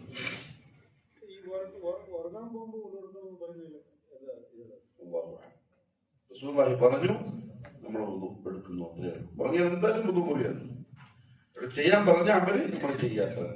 അപ്പം അഖില് നീങ്ങിയാൽ ഉറക്കത്തിനാണ് ഈ മസല ശ്രദ്ധിക്കേണ്ട. ബാക്കി 3 കാര്യങ്ങൾ കൊണ്ടും എന്തായാലും ബുദ്ധി പോകും, വുദു മുറി. അറാബിഅ, നാലാമത്തെ, ഇതും ശ്രദ്ധിക്കേണ്ട മസലയാണ്. മസ്സുൽ മർഅ ബിശഹവ, വികാരത്തോടു കൂടി സ്ത്രീകളെ തൊടുക. അതിപ്പോ ഭാര്യയായാലും അന്യ പെണ്ണായാലും മസല ശ്രദ്ധിച്ചോളൂ. ഹാദല്ലദീ ഇഖ്താറഹു ശൈഖ് മുഹമ്മദ് അബ്ദുൽ വഹാബ് റഹിമഹുല്ലാഹു തആല അദ്ദേഹത്തിന്റെ അഭിപ്രായമായി പറഞ്ഞിരിക്കുന്നത്, വെറും തൊടല് കൊണ്ട് വുദു പോകൂല, ശഹവത്തോട് കൂടി തൊട്ടാലേ വുദു മുറിയുള്ളൂ. എന്നാൽ മസല ഇങ്ങനെയാണ്. ഇദ്ദേഹത്തിന്റെ ഇത് 3 കൗലുണ്ട് മക്കൾക്ക്. ഇത് പെണ്ണിനെ വുദുവോട് കൂടി ഒരു പെണ്ണിനെ തൊട്ടാൽ വുദു മുറിയോ ഇല്ലേ, അതിന് ഭാര്യപ്പെട്ടു. അതിന് 3 കൗലുണ്ട്. ഒന്നിപ്പോ ശൈഖുൽ ഇസ്ലാം പറഞ്ഞ കൗലാണ്, ശഹവത്തോട് കൂടിയാ തൊട്ടതെങ്കിൽ വുദു മുറിയും. രണ്ടാമത്തെ കൗല് അന്നഹു യൻഖുദു മുത്ലഖൻ, നിരുപാധികം മുറിയും. ശഹവത്തുണ്ടെങ്കിലും ഇല്ലെങ്കിലും പെണ്ണെ തൊട്ടാൽ മുറിയും. മൂന്നാമത്തത് ലാ യൻഖുദു മുത്ലഖൻ, നിരുപാധികം അങ്ങനെ വുദു മുറിയൂല. സവാഉൻ കാന ബിശഹവ ഔ ബിഗൈരി ശഹവ, അത് ശഹവത്തോടു കൂടിയാണെങ്കിലും ശഹവത്തില്ലാതെയാണെങ്കിലും തൊട്ടാൽ വുദു മുറിയൂല. ഇദാ ലം യഖ്റുജ് മഅ ശഹവതി ശൈഉൻ, പക്ഷെ എപ്പോഴാ മുറിയുക? ശഹവത്തോടു കൂടി തൊട്ട് അവന്റെ മുൻഭാഗത്ത് നിന്ന് എന്തെങ്കിലും ദ്രാവകം പുറപ്പെട്ടാൽ മുറിയും. മനി പുറപ്പെട്ടാലോ പോയി, പിന്നെ ജനാപത്തായി. അതല്ലാതെ മദിയ വന്നാൽ, വികാരമുണ്ടാകുന്ന സമയം ദക്കറിൽ നിന്ന് വരുന്ന ആണുങ്ങളുടെ ആ പശപശപ്പുള്ള ദ്രാവകം, അതാണ് മതി. അത് വന്നാൽ വുദു മുറിയും, ഇല്ലെങ്കിൽ വുദു മുറിയൂല എന്നതാണ് ഭൂരിപക്ഷം ഉലമാക്കളുടെയും അഭിപ്രായം. തെളിവ് നമുക്ക് തെളിയിക്കുന്നതും എന്താണ്? വുദു മുറിയൂല എന്ന സംഗതിയാണ്. കാരണം റസൂലുള്ളാഹി സ്വല്ലല്ലാഹു അലൈഹി വസല്ലം ആയിഷ റളിയല്ലാഹു തആല അൻഹായെ സ്പർശിച്ചിട്ടുണ്ട് നിസ്കരിക്കവേ. പള്ളിയിലേക്ക് പോകും ചുംബിച്ചു എന്നുള്ള ഹദീസുണ്ട്. അതിലെന്ത് വ്യാഖ്യാനിക്കാം? ചുംബിച്ചതിന് ശേഷം ചിലപ്പോൾ വുദു ചെയ്തിട്ടുണ്ടാവൂലേ, പക്ഷെ നിസ്കരിക്കുമ്പോൾ തൊട്ട് പക്ഷെ ചെയ്തിട്ടില്ല. നിസ്കാരം പിന്നെ ഒഴിവാക്കിയിട്ട് പിന്നെ മടക്കി നിസ്കരിച്ചിട്ടില്ല. ആയിഷ റളിയല്ലാഹു അൻഹ മുമ്പിൽ കിടക്കുമ്പോൾ മുമ്പോട്ട് തള്ളിയതാണ് സുജൂദ് ചെയ്യാൻ വേണ്ടിയിട്ട്. അപ്പൊ എന്തായാലും തൊടാം, വുദു മുറിയുകയില്ല എന്ന് വിചാരിച്ചിട്ട് ഉലമാക്കൾ പറയും, മദ്ഹബിന്റെ ഉലമാക്കൾ പറയും, ചെറുപ്പക്കാർക്കും വയസ്സന്മാർക്കും രണ്ട് മസലയാണ്. ഒന്ന് മുറിയാൻ പറഞ്ഞ് ചെറുപ്പക്കാർ തൊടാൻ വേണ്ടി പോയാൽ അത് പിന്നെ എന്താവും? ജനാപത്തിലേക്ക് നീങ്ങും. എന്നാൽ വയസ്സുള്ളവർക്ക് അത് പ്രശ്നമേ അല്ല. അൽ ഖാമിസ്, 5 മാത്രമല്ല ചുംബിക്കാൻ പ്രശ്നമില്ല, ചെറുപ്പക്കാർക്ക് പറ്റില്ല. അന്യസ്ത്രീകളെ തൊടാനേ പാടില്ല. പിന്നെ മുഖംപൊറിയുന്ന ചർച്ച ചെയ്യുന്നുണ്ടാണ്. തൊട്ടാവൊന്നും മുറിയില്ല, മുറിയില്ല, മുറിയില്ല. അതല്ല ഇപ്പൊ പറഞ്ഞോണ്ടിരിക്കുന്നത്. തൊട്ട അങ്ങനെയാണ് പിന്നെ നമുക്ക് ജീവിക്കാൻ കഴിയില്ല, തവാഫ് ചെയ്യാൻ തീരെ കഴിയില്ല. അതുകൊണ്ടാണ് ഖുറാഫയുടെ അവിടെ വരുമ്പം അറബിലേക്ക് പോകുന്ന സമയത്ത് മതം മാറും, മദ്ഹബ് മാറും. നമ്മൾ തൽക്കാലം ഉംറ കഴിയുന്നവരെ ഹനഫി മദ്ഹബിലേക്ക് പോവാണെന്ന് പറഞ്ഞാൽ പോവാ. എല്ലാം കഴിഞ്ഞ് തിരിച്ചു വന്നിട്ട് റൂമിൽ എല്ലാവരും കുടിച്ച് പ്രശ്നമാക്കി അമീർ പറയും, ഇനി എല്ലാവരും എന്ത് ചെയ്യാം ഷാഫി മദ്ഹബിലേക്ക്. പക്ഷെ അവിടെ വേറെ പ്രശ്നമുണ്ട്, തിരിച്ച് ഷാഫി മദ്ഹബായില്ലേ. പിന്നെ 5 നേരം നിസ്കരിക്കാൻ പോകുമ്പോഴും ഈ തൊട്ടോണ്ടാ നടക്കുന്നത്. തൊടാൻ നമുക്ക് അവിടെ നടക്കാൻ കഴിയില്ല. പ്രത്യേകിച്ച് ഹജ്ജിന്റെ സമയത്ത് പോയാൽ ഒന്നും ചെയ്യാൻ കഴിയില്ല, ഒന്നും അറിയില്ല. അതുകൊണ്ട് മനഃപൂർവ്വം തൊടാന്നല്ല. തൊട്ടുപോയാൽ ബസ് കണ്ടക്ടർ ചിലപ്പോൾ പെണ്ണുങ്ങായിരിക്കും, ടിക്കറ്റ് എടുക്കുമ്പോൾ കൈമുട്ടും. നിങ്ങളിപ്പം വെള്ളിയാഴ്ച പ്രത്യേകിച്ച് മാർക്കറ്റിലൂടെ വരുമ്പോ കച്ചവടക്കാരൻ സ്ത്രീകളുണ്ടാവും, അവര് തൊട്ടുപോയി ഒന്നും മുറിയില്ല, പ്രശ്നമില്ല. അല്ല, അവിടെ ചില മസല ശ്രദ്ധിക്കേണ്ടത്, ശാഫിഈ മദ്ഹബിൽ മുത്ലഖൻ വുദു മുറിയുന്നാണ്. തൊട്ട് പോയാലും തൊട്ടാലും എങ്ങനെയാണെങ്കിലും വുദു മുറിയാണ്, അത് ശരിയല്ല. നമ്മുടെ ഭാര്യ അന്യ സ്ത്രീ എങ്ങനെയാവും? നമ്മളെ നല്ല പഠിച്ചത്, നമ്മുടെ ഭാര്യയിൽ നിന്നല്ല നമ്മുടെ ഭാര്യ നല്ല പഠിച്ചത്. അതെ, ഒരു അന്യ സ്ത്രീ എങ്ങനെയാവും? പിന്നെന്തിനാ കല്യാണം കഴിക്കുമ്പോ കൈ കൊടുത്തിട്ട് ശരി ഞാൻ സ്വീകരിച്ചു എന്ന് പറയുന്നത് കൂട്ടിയിട്ടൊക്കെ പോയാൽ മതി. നമ്മളതാണെങ്കിൽ അള്ളാഹു അങ്ങനെ ആക്കിയത്. മാത്രമല്ല തൊലഖ് എന്ന് പറഞ്ഞാൽ അള്ളാഹു കാക്കട്ടെ, തൊലാഖ് പറഞ്ഞാൽ പോയില്ലേ, ഒറ്റയടിക്ക് രണ്ടായില്ലേ. സുബ്ഹാനല്ലാഹ്. അനുവദിക്കപ്പെട്ട കാലത്തിൽ തന്നെ ഏറ്റവും വെറുക്കപ്പെട്ട സംഗതിയാണ് തൊലാഖ്. പക്ഷെ ഇന്നലെ വക്കീലുമില്ല, വക്കീൽ പറഞ്ഞു പിന്നെ ഫാമിലി കോർട്ടില് ഏറ്റവും അധികം കാണുന്നു മുസ്ലിമുകളെ. അതിപ്പോ അടുത്ത് കല്യാണം കഴിഞ്ഞ പുതിയാപ്പിളയും പുതിയ വിചാര കാര്യത്തിൽ പഠിപ്പിക്കും. ഇപ്പൊ മക്കളെ കോളേജിലും മൈസൂരും ബാംഗ്ലൂരും UK-ലും പിന്നെ എവിടെയാ ചെന്നൈയിലും ഒക്കെ വിട്ട് പഠിപ്പിക്കും. മാപ്പിള എന്തെങ്കിലും പറയും ഒന്നെങ്കിൽ പോവായി, നമുക്കുള്ള രണ്ട് കാലം നിൽക്കാനുള്ള പൈസയുണ്ട്, ശമ്പളമുണ്ട്, ജോലിയുണ്ട്, വിദ്യാഭ്യാസമുണ്ട്, നീ വല്ലാണ്ട് കളിക്കണ്ട. അതന്നെ സംഭവം.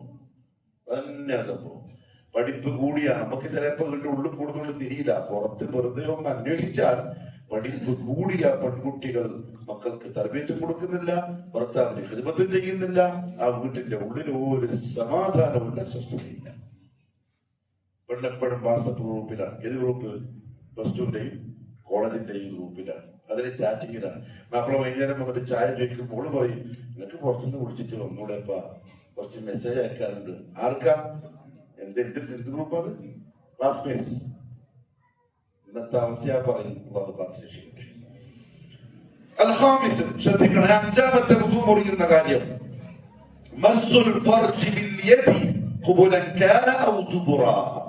കൈകൊണ്ട് മനുഷ്യന്റെ ഗുഹ്യസ്ഥാനം തൊടൽ, മുൻപിലാണെങ്കിലും ബാക്കിലാണെങ്കിലും. ബാക്കിൽ എവിടെ? ഇങ്ങനെ തൊട്ടിട്ടുണ്ടാവില്ല. മലദ്വാരത്തിൽ, മലം പോകുന്ന സ്ഥലത്ത് തൊട്ടാലേ വുദു മുറിയുള്ളൂ. എന്തുകൊണ്ടാണ് ശൈഖ് ബിൽ യദി കൈ കൊണ്ടെന്ന് പറയാൻ കാരണം?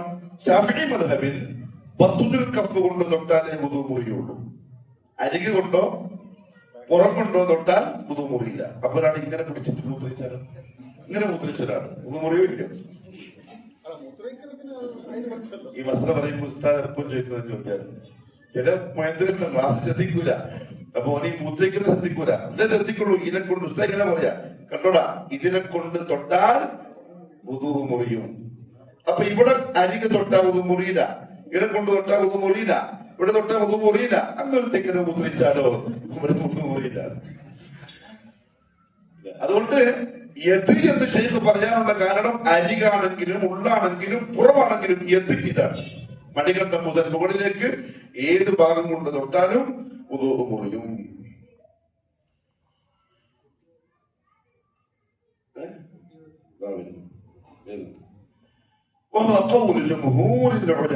ഇതാണ് ഭൂരിപക്ഷം പണ്ഡിതന്മാരുടെയും അഭിപ്രായം. ഭൂരിപക്ഷം പറയാൻ കാരണം ഷാഫി ഇമാമിന്റെ അഭിപ്രായം നേരെ മറിച്ചാണ്. കഫ് മാത്രം കൊണ്ട് തൊട്ടാലേ വുദു മുറിയുള്ളൂ എന്ന. നമുക്കിപ്പോ ഈ മസ്തലന്റെ എനിക്കുള്ള ഗൗരവം മനസ്സിലാവില്ല. പണ്ട് ഞാൻ പറഞ്ഞല്ലോ, ഒറ്റ തുണിയില സഹാബാക്കളെ ജീവിച്ച്. നമുക്കിപ്പം ഷട്ടിയിട്ട് പാൻറ് ഇട്ട് കുപ്പായിട്ട് ചിലപ്പോ അങ്ങനെ കൊള്ളണമെന്നില്ല. അന്ന കാലത്ത് കൈ ചിലപ്പം ഉമർ ഇബ്നു ഖത്താബ് റളിയല്ലാഹു അൻഹു നിസ്കരിച്ചുകൊണ്ടിരിക്കുമ്പോൾ, നിസ്കരിക്കാൻ വേണ്ടി നിന്നപ്പോ മുസല്ലയില് തുണി ശരിയാക്കിയപ്പോ കൈ കൊണ്ടുപോയി.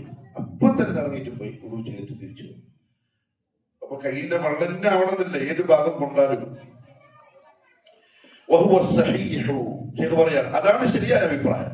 കൈയിന്റെ ഏത് ഭാഗം കൊണ്ട് തൊട്ടാലും വുദു മുറിയും. മറയില്ലാതെ ആണെങ്കിൽ, മറയോട് കൂടിയാണെങ്കിൽ കുഴപ്പമില്ല.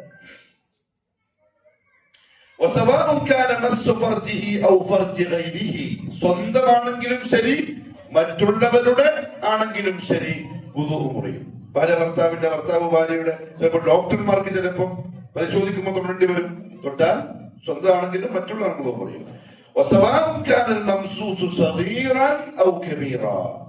തൊടപ്പെട്ടത് ചെറിയവരാണെങ്കിലും വലിയവരാണെങ്കിലും വുദൂ മുറിയും. അപ്പൊ ഉമ്മമാരൊക്കെ മക്കളെ കഴുകിക്കുമല്ലോ, മൂത്രിച്ചാലൊക്കെ വുദൂ മുറിയും ആ ഭാഗം തൊട്ടാല്. മിനൽ അഹ്യാഇ അവൽ അംവാത്, ജീവനോടെ ഉള്ളവരാണെങ്കിലും മരിച്ചവരാണെങ്കിലും ഗുഹ്യസ്ഥാനം തൊട്ടാൽ വുദൂ മുറിയും. ഹദീസ് ബസറ ബിൻത് സഫ്വാൻ റളിയല്ലാഹു അൻഹാ അന്ന നബിയ സ്വല്ലല്ലാഹു അലൈഹി വസല്ലം ഖാൽ മൻ മസ്സ ദക്കറഹു ഫൽയതവദ്ദ. നബി സല്ലല്ലാഹു അലൈഹി വസല്ലം പറഞ്ഞു, ആരാണോ തന്റെ ദക്കർ തൊടുന്നത് അവൻ വുദൂ ചെയ്തു കൊള്ളട്ടെ. വഖാല ഹദീസുൻ ഹസനുൻ സ്വഹീഹ്. ഇവിടെ ഒരു സംശയം വരാനുള്ള ചാൻസ് ഉണ്ട്. ഹനഫി മദ്ഹബിന് മുത്ലഖൻ എന്താവൂല, തൊട്ടാ വുദൂ മുറിയൂല, ഒരു പ്രശ്നമില്ല. അത് അറിയാതെയാണെങ്കിലും അറിഞ്ഞുകൊണ്ടാണെങ്കിലും നമുക്ക് ഹദീസനുസരിച്ച് വുദൂ മുറിയൂട്ടോ. അറിഞ്ഞുകൊണ്ടാണെങ്കിലും അറിയാതെയാണെങ്കിലും, ഇത് മീനാച്ചനോട് ചോദിച്ചു, അറിയാതെയാണെങ്കിലും വുദൂ പോകും. ശ്രദ്ധിക്കണം. അറിഞ്ഞോണ്ട് അങ്ങനെ ആരും തൊടൂല, എന്നാലും അറിഞ്ഞോണ്ട് ചിലപ്പോ മുട്ടിപ്പോവാണ്. ഇപ്പൊ ഷട്ടിയിലാണ് കുളിച്ച് വുദൂ ചെയ്ത് വന്നിട്ട് കൈമുട്ടിപ്പോയി വുദൂ പോകും. അത്ര ശ്രദ്ധിക്കണം എന്നർത്ഥം. എന്നാൽ ഹനഫി മദ്ഹബിലും ചില ഉലമാക്കളുടെ അഭിപ്രായത്തിലും മുത്ലഖൻ വുദൂ മുറിയില്ല. എങ്ങനെ? തൊട്ടാലും മറയാണെങ്കിലും മറയില്ലെങ്കിലും എങ്ങനെയാണെങ്കിലും വുദൂ മുറിയൂല. പക്ഷെ അത് സഹീഹല്ല. കാരണം പറയാം,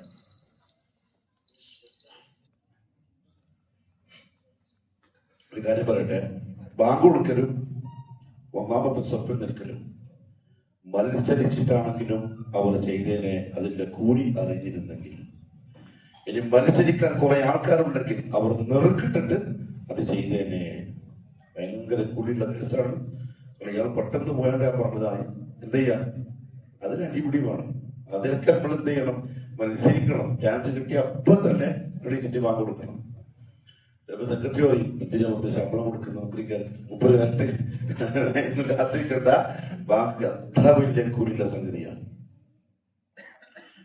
കാരണം എന്താ അറിയോ, സുല്ലാഹി പറഞ്ഞു സല്ലല്ലാഹു അലൈഹി വസല്ലം, ആ ബാങ്ക് കേൾക്കുന്ന മനുഷ്യരും ജിന്നും മൃഗങ്ങളും വിലകളും തടികളും മരങ്ങളും മുഴുവൻ നാളെ ആഖിറത്തിൽ സാക്ഷ്യം പറയും. ടോബിന്റെ മുരീദിന്റെ വിളിയല്ലേ ബാങ്ക്. അപ്പൊ വുദൂ മുറിയൂല എന്ന് പറഞ്ഞവന് കൊണ്ടുവരുന്ന ഹദീസ്, റസൂലുള്ളാഹി സ്വല്ലല്ലാഹു അലൈഹി വസല്ലം ഒരു സഹാബി തങ്ങളോട് ചോദിച്ചു, ആരെങ്കിലും ദക്കർ തൊട്ടാ വുദൂ മുറിയോ? റസൂലുള്ളാഹി പറഞ്ഞു, ഇതിന്റെ ഒരു അവയവമല്ലേ, സാധാ അവയവം പോലെ ഒരു അവയവമല്ലേ, പക്ഷെ അത് മൻസൂഖ. ഈ പറഞ്ഞ ഹദീസ് പറയലോടെ അതെന്തായി, അതിന്റെ നിയമം ബാത്തിലായി. അതുകൊണ്ട് ഈ ഹദീസാണ് ജംഹൂറും തെളിവുദ്ധരിച്ചുകൊണ്ട് പറഞ്ഞത്, നിരുപാധികം വുദൂ മുറിയും. എന്ത് തൊട്ടാൽ, കുറച്ച് തൊട്ടാൽ. ദക്കറാണ് ഹദീസിൽ വന്നിട്ടുള്ളത്. അപ്പൊ പെണ്ണ് ഗുഹ്യസ്ഥാനം തൊട്ടാലോ, ഇതിനോട് ഖിയാസ് ചെയ്ത് പെണ്ണിന്റെ ഈ വുദൂ മുറിയും. ആറാമത്തത് അക്ലു ലഹ്മിൽ ജസൂർ. ഇതാരും ശ്രദ്ധിക്കാത്തൊരു കാര്യമാണ്. നമ്മുടെ ഇന്ത്യക്കാരൊക്കെ ആയതുകൊണ്ട് ഒട്ടകത്തിന്റെ ഇറച്ചി തിന്നാൽ വുദൂ മുറിയും. ഇത് പറയുമ്പോൾ ചിലപ്പം ഷാഫി മദ്ഹബിലൊന്നും ഇതില്ല. നമ്മളവിടെ അവിടുന്ന് മക്കത്ത് പോകുമ്പോൾ ഇത് കിട്ടുമല്ലോ, ഒട്ടകത്തിന്റെ ഇറച്ചി കിട്ടുമല്ലോ എന്ന് പറയുന്നു. കൊണ്ടുവന്ന ഗ്രൂപ്പ് പറയും ഇന്ന് ഒട്ടകത്തിന്റെ ഇറച്ചിയാണ്, പോത്താണോ പശുവാണോ ആടാണോ എന്നാണ്. പക്ഷെ അന്നേരം നമ്മൾ പറഞ്ഞു കൊടുക്കുമ്പോ അത് ചിലപ്പോ നാട്ടിൽ വരുന്ന ഖുറാഫികൾക്ക് അത് ഇഷ്ടപ്പെടുന്നില്ല. അങ്ങനെ ഉണ്ടോ എന്ന് ചോദിച്ചിട്ട് ഹദീസാണ്. 2 ഖൗലുണ്ട് ഉലമാക്കൾക്ക്. ഒന്ന്, ജംഹൂറിന്റെ അഭിപ്രായം വുദൂ മുറിയൂല. ജംഹൂർ മീൻസ് ഭൂരിപക്ഷം ഉലമാക്കളുടെ. രണ്ടാമത്തെ അഭിപ്രായം, അങ്ങനെ തിന്നു കഴിഞ്ഞാൽ വുദൂ ചെയ്യൽ നിർബന്ധമാണ് എന്നാണ്. ഇവിടെ ജംഹൂറിനേക്കാൾ ഖൗല് സ്ഥാപിതായിട്ടുള്ളത് ചില ഉലമാക്കളുടേതാണ്. കാരണം ഹദീസ് വ്യക്തമായും അങ്ങനെ വന്നതുകൊണ്ട്. ഇറച്ചി മാത്രം കേട്ടോ, ആ ഇറച്ചിയിട്ട കറി കുടിക്കാൻ പ്രശ്നമില്ല, ആ ഇറച്ചിയിട്ട ചോറ് തിന്നാൻ പ്രശ്നമില്ല, ആ ഇറച്ചി തിന്നാൻ. കാരണം ഒരു സഹാബി റസൂലുള്ളാഹി സ്വല്ലല്ലാഹു അലൈഹി വസല്ലം തങ്ങളോട് ചോദിച്ചു, യാ റസൂലുള്ളാഹി സ്വല്ലല്ലാഹു അലൈഹി വസല്ലം അതവദ്ദഉ മിൻ ലുഹൂമിൽ ഗനം, ഒട്ടകം ആട്ടിന്റെ ഇറച്ചി തിന്നാൻ ഞാൻ വുദൂ ചെയ്യണോ? ഖാല ഇൻ ശിഅത ഫതവദ്ദ വഇൻ ശിഅത ഫലാ തതവദ്ദ. വേണമെങ്കിൽ വുദൂ ചെയ്തോ, അല്ലെങ്കിൽ വുദൂ ചെയ്യേണ്ട പ്രശ്നമില്ല. ഖാല, അപ്പൊ അദ്ദേഹം ചോദിച്ചു, അതവദ്ദഉ മിൻ ലുഹൂമിൽ ഇബ്ൽ, ഒട്ടകത്തിന്റെ ഇറച്ചി തിന്നാൻ ഞാൻ വുദൂ ചെയ്യണോ? ഖാല നഅം. റസൂലുള്ളാഹി സ്വല്ലല്ലാഹു അലൈഹി വസല്ലം പറഞ്ഞു, അതെ. ഫതവദ്ദഅ മിൻ ലുഹൂമിൽ ഇബ്ൽ, ഒട്ടകത്തിന്റെ ഇറച്ചി തിന്നാൽ നീ വുദൂ ചെയ്യണം എന്ന് റസൂലുള്ളാഹി സ്വല്ലല്ലാഹു അലൈഹി വസല്ലം പറഞ്ഞു.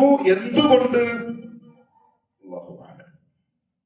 ഒട്ടകത്തിന് എന്താ അങ്ങനത്തെ പ്രശ്നം എന്ന് അറിയില്ല. പക്ഷേ ചില ഉലമാക്കൾ പറഞ്ഞത് ഒട്ടകത്തിൽ ശൈത്വാനുണ്ട്, ഹദീസിൽ വരുന്നുണ്ട്. കാരണം അദ്ദേഹം പിന്നെ ചോദിക്കാണ്, ഉസല്ലി ഫീ മറാബിദിൽ ഗനം, നബിയെ ഞാൻ ആടുകളെ കെട്ടുന്ന ആടില്ലേ അവിടെ ഞാൻ നിസ്കരിച്ചോട്ടെ? ഓക്കെ, നിസ്കരിച്ചോളൂ, പ്രശ്നമില്ല. കാരണം ആട്ടിന്റെ കാഷ്ടവും മൂത്രവും എന്തല്ല, നജസല്ല. എന്തുകൊണ്ടല്ല? നമ്മൾ തിന്നുന്നതിനെ കൊണ്ട്. പൂച്ചയാണെങ്കിലോ നജസാണ്, മൂത്രം ഇത്രയേ ഉള്ളുവെങ്കിലും അത് നജസ. ഞങ്ങൾക്ക് ഹറമൊന്ന് നിസ്കരിക്കുന്നു, എനിക്ക് ഇറങ്ങാൻ താമസിച്ചു, അപ്പൊ പള്ളിയിലെത്താൻ പറ്റിയില്ല. നടക്കുന്ന വഴിക്കൊരു വീടിന്റെ വരാന്തയിൽ നമ്മൾ കുറെ ആൾക്കാരുണ്ട്, അവിടെ നമ്മളെ എപ്പം പോയാലും കാണുന്ന ഒരു കറുത്ത പൂച്ചയാണ്.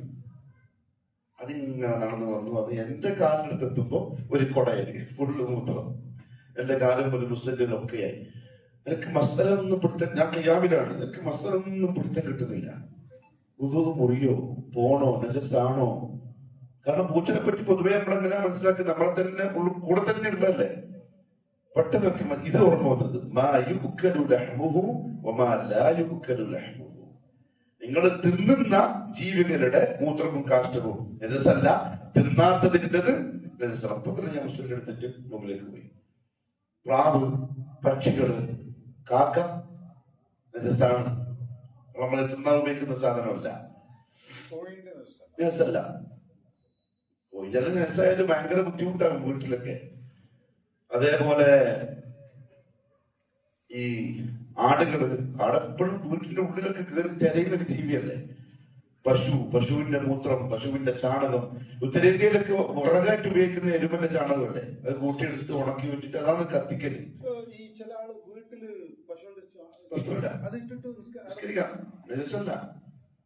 അത് വൃത്തിയാവും, നല്ല വൃത്തിയാവും ഇട്ടിട്ട് കാണുമ്പോ. ഈ പഴയ ഹിന്ദുക്കളുടെ ചെറിയ കുടിലുകൾക്ക് മുമ്പിൽ എപ്പോഴും അതും അതിന്റെ ആ മണവും തന്നെ ഉണ്ടാവും. ചന്ദനത്തിരി മനസ്സിലായില്ല, ചാണകമല്ലേ? അതെ, അത് പ്രശ്നമില്ല. അത് ഏത് ചാണകമാണെങ്കിൽ, പശുവിന്റെയും എരുവിന്റെയും പോത്തിന്റെയും ഒക്കെ ആണെങ്കിൽ പ്രശ്നമില്ല. കാരണം തിന്നാൻ ഉപയോഗിക്കുന്ന ജീവികളുടെ ചാണകമാണ്, അത് നജസാവില്ല. പക്ഷെ പണ്ട് നജസാന്ന് പറഞ്ഞാൽ നമ്മൾ കത്തിക്കലില്ല. അത് പിന്നെ ചില ആൾക്കാർ പറയും കുതിര ചാണകമാണെന്ന്. ഇത്രയും അധികം ചാണകം ഇന്ത്യയിൽ കുതിര തിന്ന, കുതിര ഹലാലാണ് തിന്ന. അപ്പൊ അദ്ദേഹം ചോദിച്ചു, ഞാൻ ആടുകളെ കെട്ടുന്നിടത്ത് നിസ്കരിച്ചോട്ടെ? എന്നാൽ അദ്ദേഹം ചോദിച്ചു, ഉസല്ലി ഫീ മബാരികിൽ ഇബിൽ, ഒട്ടകത്തെ കെട്ടുന്ന സ്ഥലത്ത് ഞാൻ നിസ്കരിച്ചോട്ടെ? റസൂലുള്ളാഹി പറഞ്ഞു, വേണ്ട, നിസ്കരിക്കണ്ട. മുസ്ലിം ഉദ്ധരിച്ച ഹദീസാണ്. വേറൊരു ഹദീസിൽ പറയുകയാണ്, റസൂലുള്ളാഹി സ്വല്ലല്ലാഹു അലൈഹി വസല്ലമയോട് ചോദിച്ചു ഒട്ടകത്തിന്റെ ഇറച്ചിയെ സംബന്ധിച്ച്. അപ്പൊ പറഞ്ഞു വുദൂ ചെയ്യണം. ആടിന്റെ ഇറച്ചിയെ പറ്റി ചോദിച്ചപ്പോ പറഞ്ഞു വുദൂ ചെയ്യണ്ട. അദ്ദേഹം ചോദിച്ചു, ഒട്ടകത്തെ കെട്ടുന്നിടത്ത് ഞാൻ നിസ്കരിച്ചോട്ടെ? അപ്പൊ പറഞ്ഞു, ലാ തുസല്ലു ഫീ മബാരികിൽ ഇബിൽ ഫഇന്നഹാ മിനശ്ശയാത്തീൻ.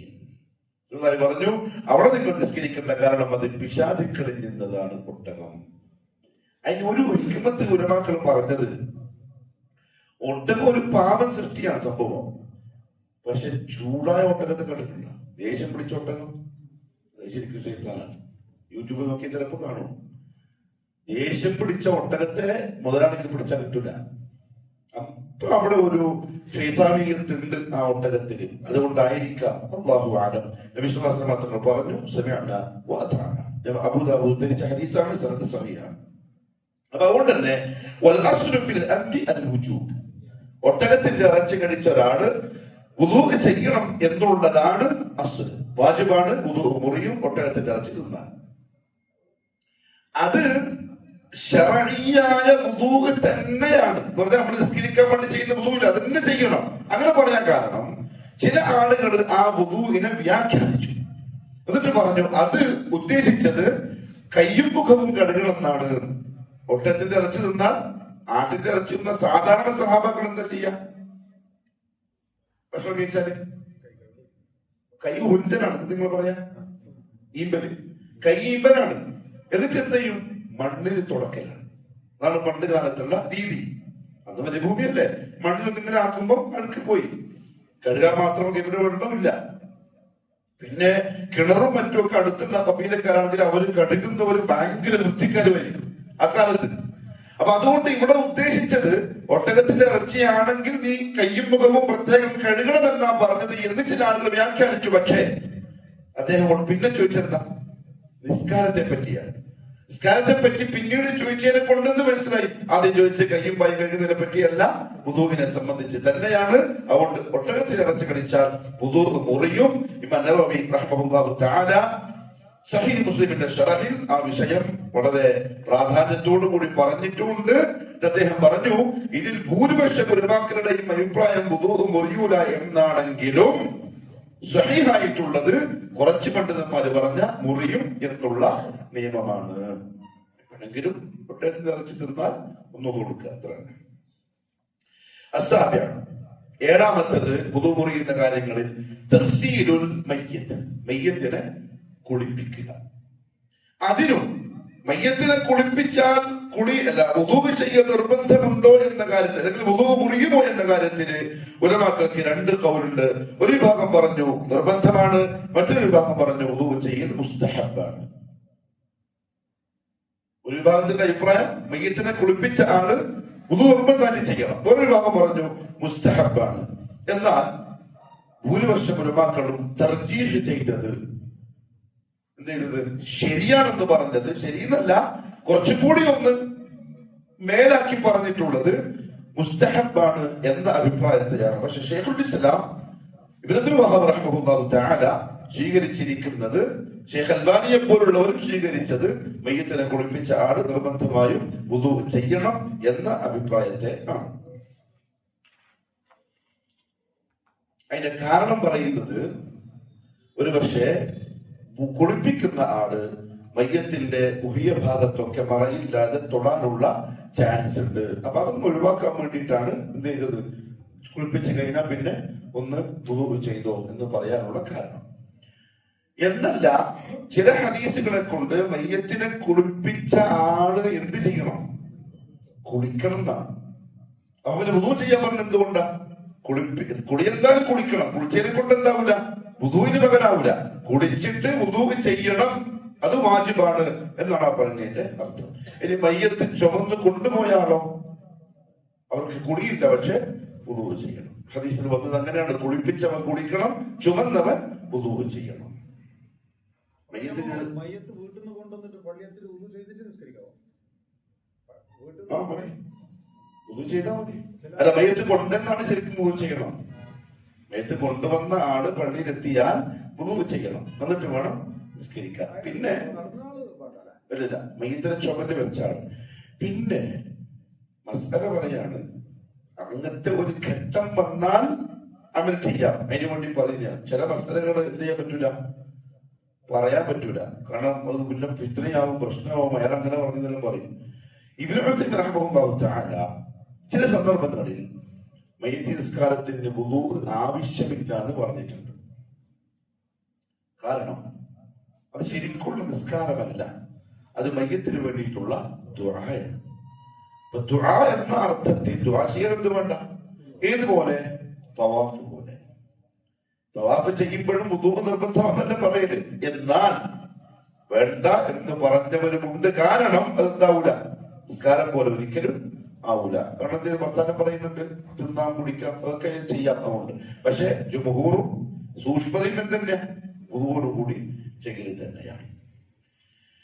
എട്ടാമത്തത് അജിദ്ദതു അനിൽ ഇസ്ലാം അആദന അല്ലാഹു മിൻ ദാലിക്, ഇസ്ലാമിൽ നിന്ന് പുറത്തുപോയി പോകും. അല്ലാഹു കാത്തിരക്ഷിക്കട്ടെ.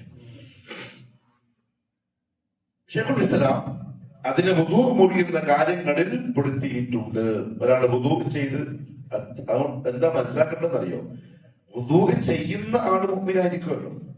അയാൾ വുദൂ ചെയ്യുമ്പം ഈമാനോടെ മുഅ്മിനായിട്ടാ വുദൂ ചെയ്യുന്നത്. പക്ഷെ തൊട്ടടുത്ത മിനിറ്റ് സെക്കൻഡിൽ ആരായി പോയേക്കാം, മുർത്തത്തായി പോയേക്കാം, കാഫിറായി പോയേക്കാം. അത്ര ചാൻസ് ഉണ്ട് അല്ലാഹു തന്നതിനെ തിരിച്ചെടുക്കാൻ. ശ്രദ്ധിക്കണം. അതുകൊണ്ടല്ലേ ഇബ്നു ഉമർ പറയാറുണ്ട്, ഇദാ അംസൈത ഫലാ തൻതദിർ സ്വബാഹ്. രാത്രി ഉറങ്ങുമ്പോൾ നീ മുസ്ലിം ആണെങ്കിലും സുബഹിക്ക് അങ്ങനെ വിചാരിക്കണ്ട. കാരണം റസൂലുള്ളാഹി പറഞ്ഞിട്ടുണ്ട്, യുസ്ബിഹു റജുലു മുഅ്മിനൻ വയുംസി കാഫിറാ. ഇതൊക്കെ ഒരു വാക്ക് അള്ളാഹ്ക്ക് വെറുപ്പുള്ള വന്നു പോയാൽ പോലെ, ഇതൊക്കെ ചിന്തിച്ചു പോയാൽ പോലെ, അള്ളാഹിനെ പറ്റി പറയാൻ പാടില്ലാത്ത പറഞ്ഞു പോയാൽ പോലെ. തമിഴുകാരൻ ശ്രദ്ധിക്കണം. ഈ അടുത്തായിട്ട് ഭയങ്കര ചർച്ച നടക്കുന്നുണ്ട്. അള്ളാഹു എല്ലായിടത്തും ഉണ്ട്, വാദിക്കണം അതിന് വേണ്ടിയിട്ട്. അള്ള എല്ലായിടത്തും ഉണ്ട്. അപ്പൊ ഇതിലും ഉണ്ട്. ഇത് ഞാൻ ചാടിയിട്ട് പൊട്ടിച്ചു, അപ്പൊ അതിന്റെ കൂടെ അള്ളാഹു തകർത്തുന്നതിനകത്ത്. അതുകൊണ്ട് അത് നമ്മളെ ഉദാഹരണം എന്ന് പറയാം. ഖുർആന്റെ അള്ളാഹു പറഞ്ഞ നസ്സിനെതിരല്ലേ, നബി സല്ലല്ലാഹു അലൈഹി വസല്ലം തങ്ങളുടെ ഹദീസിനെതിരല്ലേ അള്ളാഹു എല്ലായിടത്തും എന്ന് പറഞ്ഞ അർ-റഹ്മാനു അലൽ അർശി ഇസ്തവ. അങ്ങനെ പറയാവൂ. മറിച്ച് നിങ്ങൾ എങ്ങോട്ട് തിരിഞ്ഞാലും അവിടെ അന്നുണ്ടെന്ന് പറഞ്ഞെന്താണ്? അള്ളാന്റെ ഇൽമാണ്, അള്ളാന്റെ ഖുദ്റത്താണ്. നിങ്ങളൊക്കെ അള്ളാന്റെ അറിവിന്റെയും അവന്റെ നിയന്ത്രണത്തിന്റെയും പരിധിക്കുള്ളിലാണ് എന്നാ പറഞ്ഞ വാക്കിന് അർത്ഥം. അള്ളാഹു ദാത്തിയൻ അർശിന്റെ മുകളിലാണ്. ഭയങ്കര അപകടമാണ് ഇത്. നമ്മൾ പറഞ്ഞാലോ അവിടെ കേൾക്കൂല, ഉൾക്കൊള്ളൂല. എന്തോ ഒരു മോരടൻ സ്വഭാവമാണ് തമിഴുകാർക്ക്. മാറൂല. ജഹല് മുറക്കവും. ജഹല് രണ്ടു തരത്തിലുണ്ട്. ജഹല് ബസീത്തും ജഹല് മുറക്കവും. ജഹല് ബസീത്ത് എന്ന് പറഞ്ഞാൽ ഒന്നും അറിയാത്ത മനുഷ്യന്മാർ, അവരെ തിരുത്താൻ എളുപ്പം പറഞ്ഞു കൊടുത്തവർ ഉൾക്കൊള്ളും. ജഹല് മുറക്കവ് അറിയേണ്ടതിന് പകരം വേറെന്തോ അറിഞ്ഞു വെച്ചോനാണ്. അതിനെ പിടിച്ച് മാറ്റാണ്ട് പറഞ്ഞു കൊടുക്കുന്നത് അവർ അംഗീകരിക്കില്ല. അതിൽപ്പെട്ടതാണ് തമിഴുകാർ. ഒരു ബോധമില്ല, അന്തമില്ല, കുന്തമില്ല. യുദ്ധത്തിൽ ഇസ്ലാമിൽ നിന്ന് പുറത്തുപോയി. അപ്പൊ ഉദൂ ചെയ്തു, മുർത്തത്തായി. എന്തോന്ന് പറഞ്ഞുപോയി, ഇതൊക്കെ പുറത്തായി. തൊട്ടടുത്ത സെക്കൻഡിൽ തന്നെ അല്ലാഹു തൗഫീഖ് കൊടുത്തു, തിരിച്ചു വന്നു. കാരണം എന്ത് ചെയ്യണം? ഉദൂ ചെയ്യണം. പക്ഷെ അഭിപ്രായ വ്യത്യാസമുണ്ട്. പെട്ടെന്ന് വന്നാളെ സംബന്ധിച്ചിടത്തോളം ഉദൂ പുതുക്കേണ്ടതില്ല എന്ന അഭിപ്രായം ഉണ്ടെങ്കിലും എഹ്തിയാത്തൻ, സൂക്ഷ്മത എന്ന് പറയുന്നത്. കാരണം ആ ഉദൂ പുതുക്കണ്ട എന്ന് പറയാൻ കാരണം വുദൂ ചെയ്തത് ഇബാദത്താണല്ലോ. വുദൂ ആ ഇബാദത്ത് ചെയ്തത് മുഅ്മിനായിക്കൊണ്ടാണ്. അതുകൊണ്ട് തിരിച്ചു വന്നാൽ മുഅ്മിനായിക്കൊണ്ട് ചെയ്ത ഇബാദത്ത് ആയതുകൊണ്ട് ബാക്കിയുണ്ടാവുള്ളൂ. പക്ഷെ ഉലമാക്കൾ ഭൂരിപക്ഷം പറഞ്ഞു മുഅ്മിനായിക്കൊണ്ടല്ല ഇബാദത്ത് ചെയ്തത്. പക്ഷെ ഇബാദത്തിന് ശേഷം എന്തായി? ആ ഇബാദത്ത് നിർബന്ധമല്ലാത്ത അവസ്ഥയിലേക്ക് പോയി മുർത്തതായപ്പോ. അവിടെ അതിന്റെ ഗുണത്ത് പോയി, ആ ഇബാദത്ത് പോയി. പിന്നെ മുസ്ലിം ആവുമ്പോൾ അയാള് വുദൂ ചെയ്യേണ്ടതുണ്ട്. ഇതാണ് വുദൂ മുറിയുന്ന 8 കാര്യങ്ങൾ. നിസ്കാരത്തിന്റെ 4ാമത്തെ ഷർത്ത്: 1 ഇസ്ലാം, മറ്റൊന്ന് അഖല്, 3 തമീസ്, 4 റഫ്ഉൽ ഹദസ്, അശുദ്ധിയിൽ നിന്ന് ശുദ്ധിയാവുക. അത് പറഞ്ഞപ്പോഴാണ് വുദൂഇന്റെ ചർച്ചയിലേക്ക് വന്നത്. ഇനി നമ്മൾ എന്ത് ചെയ്യാണ്? നിസ്കാരത്തിന്റെ ഷർത്തിലേക്ക് മടങ്ങിപ്പോവാണ്. അഷ്റത്തുൽ ഖാമിസ്, 5ാമത്തെ ഷർത്ത്. നിസ്കാരത്തിറക്കാം വേണ്ടേ? ഇസാലത്തുൻ നജാസത്തി മിൻ സലാസ്, 3 കാര്യങ്ങളിൽ നിന്ന് നജസിനെ നീക്കം ചെയ്യാൻ. നിസ്കാരത്തിന്റെ 5ാമത്തെ ഷർത്ത് മിനൽ ബദൻ വസ്തൗബി വൽ ബുഖഅ, ശരീരം, വസ്ത്രം, സ്ഥലം, ഇവ നജസിൽ നിന്ന് ശുദ്ധിയാവണം. വദലീലു ഖൗലുഹു തആല, തെളിവ് അല്ലാഹുവിന്റെ വാക്കാണ്. വസിയാബക ഫതഹിർ, സൂറത്തുൽ മുദ്ദസ്സിർ, നിന്റെ വസ്ത്രം നീ ശുദ്ധിയാക്കുക. അതാണ് ഈ 3 എണ്ണം ശുദ്ധമായിരിക്കണം എന്ന് പറയുന്നതിന്റെ മാനദണ്ഡം, അസ്ല് അല്ലെങ്കിൽ ദലീൽ.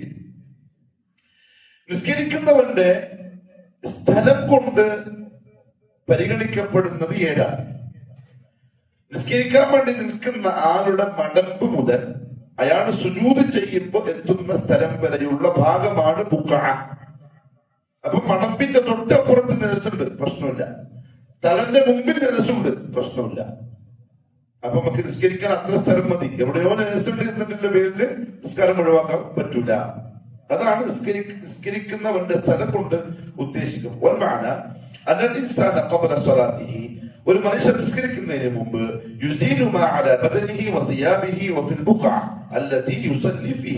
അവരുടെ ശരീരത്തിലെയും വസ്ത്രത്തിലെയും എവിടെയാണോ നിസ്കരിക്കുന്നത് അവിടത്തെയും നജസിനെ നീക്കം ചെയ്യണം.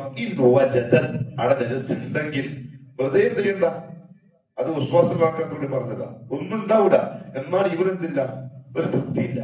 ചൂലെടുത്തടിച്ച് പിന്നെ തുടച്ച് പിന്നെ കിടന്നിട്ട് മണപ്പിച്ച് നോക്കി. മനുഷ്യന്മാർ വിശ്വാസത്തിന്റെ അതിനൊന്നും പോണ. നജസ് കണ്ടു എന്നാ ശുദ്ധിയാക്കിയാൽ മതി.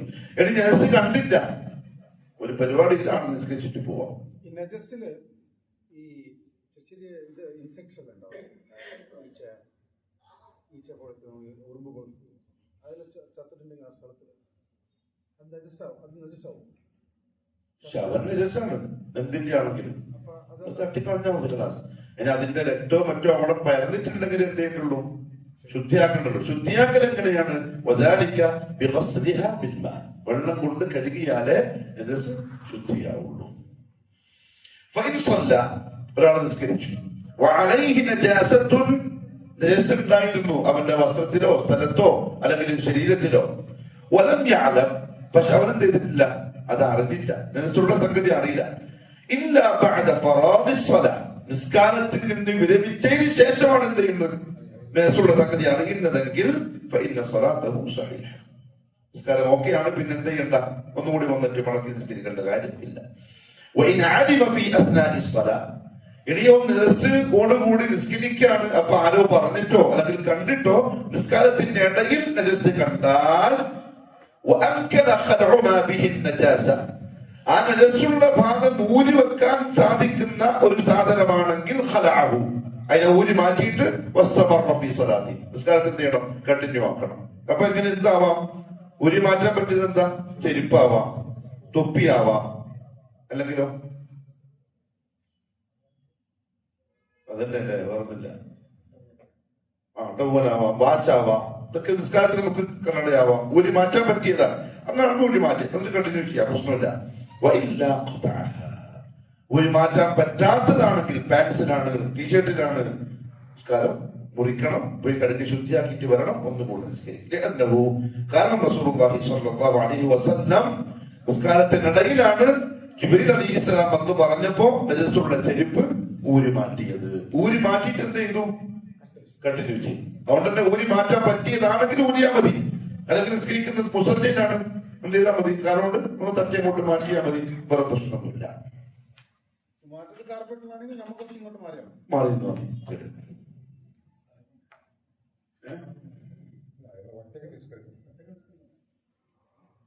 പിന്നെ പള്ളിയിലുണ്ട്, പിന്നെ നാളെ നിന്റെ സെക്രട്ടറി അല്ല ഉണ്ടെങ്കിൽ. ഇനി ഒരാള് നിസ്കരിച്ചു, അയാൾക്ക് നജസല്ല, അശുദ്ധിക്കാരനാണ് എന്ന് പറഞ്ഞാൽ വുദൂഇല്ല അല്ലെങ്കിൽ തലാവത്തുകാരനാണ്.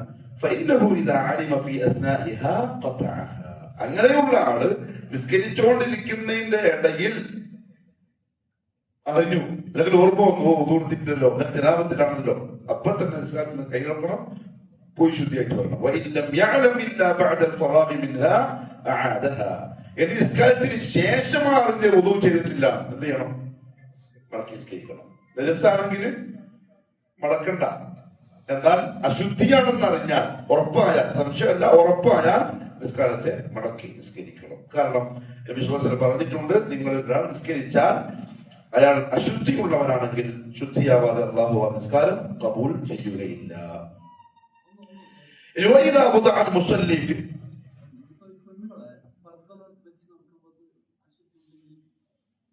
പെണ്ണുങ്ങളെ പറഞ്ഞ പള്ളിയിൽ കയറുന്ന സമയം അവര് നോക്കണം, എന്ത് നജസുണ്ടോ, മണമുണ്ടോ, കാണുന്നുണ്ടോ. അല്ലെങ്കിൽ ആ നടക്കുന്ന വഴിയിൽ പർദ്ദക്ക് മുട്ടിയ മണ്ണില്ലേ, അതാണ് വെള്ളത്തിന് പകരം ആ പർദ്ദയെ ശുദ്ധിയാക്കുന്ന സാധനം. ആ മണ്ണിലൂടെ നടക്കൽ കൊണ്ട് എന്തായി, അത് ശുദ്ധിയായി. ഇപ്പൊ ചെരിപ്പോൾ നമ്മൾ നജസ് ചവിട്ടി പള്ളിയിൽ എത്തുമ്പോ നജസ് എന്തായിട്ടുണ്ടാവും, പോയിട്ടുണ്ടാവും.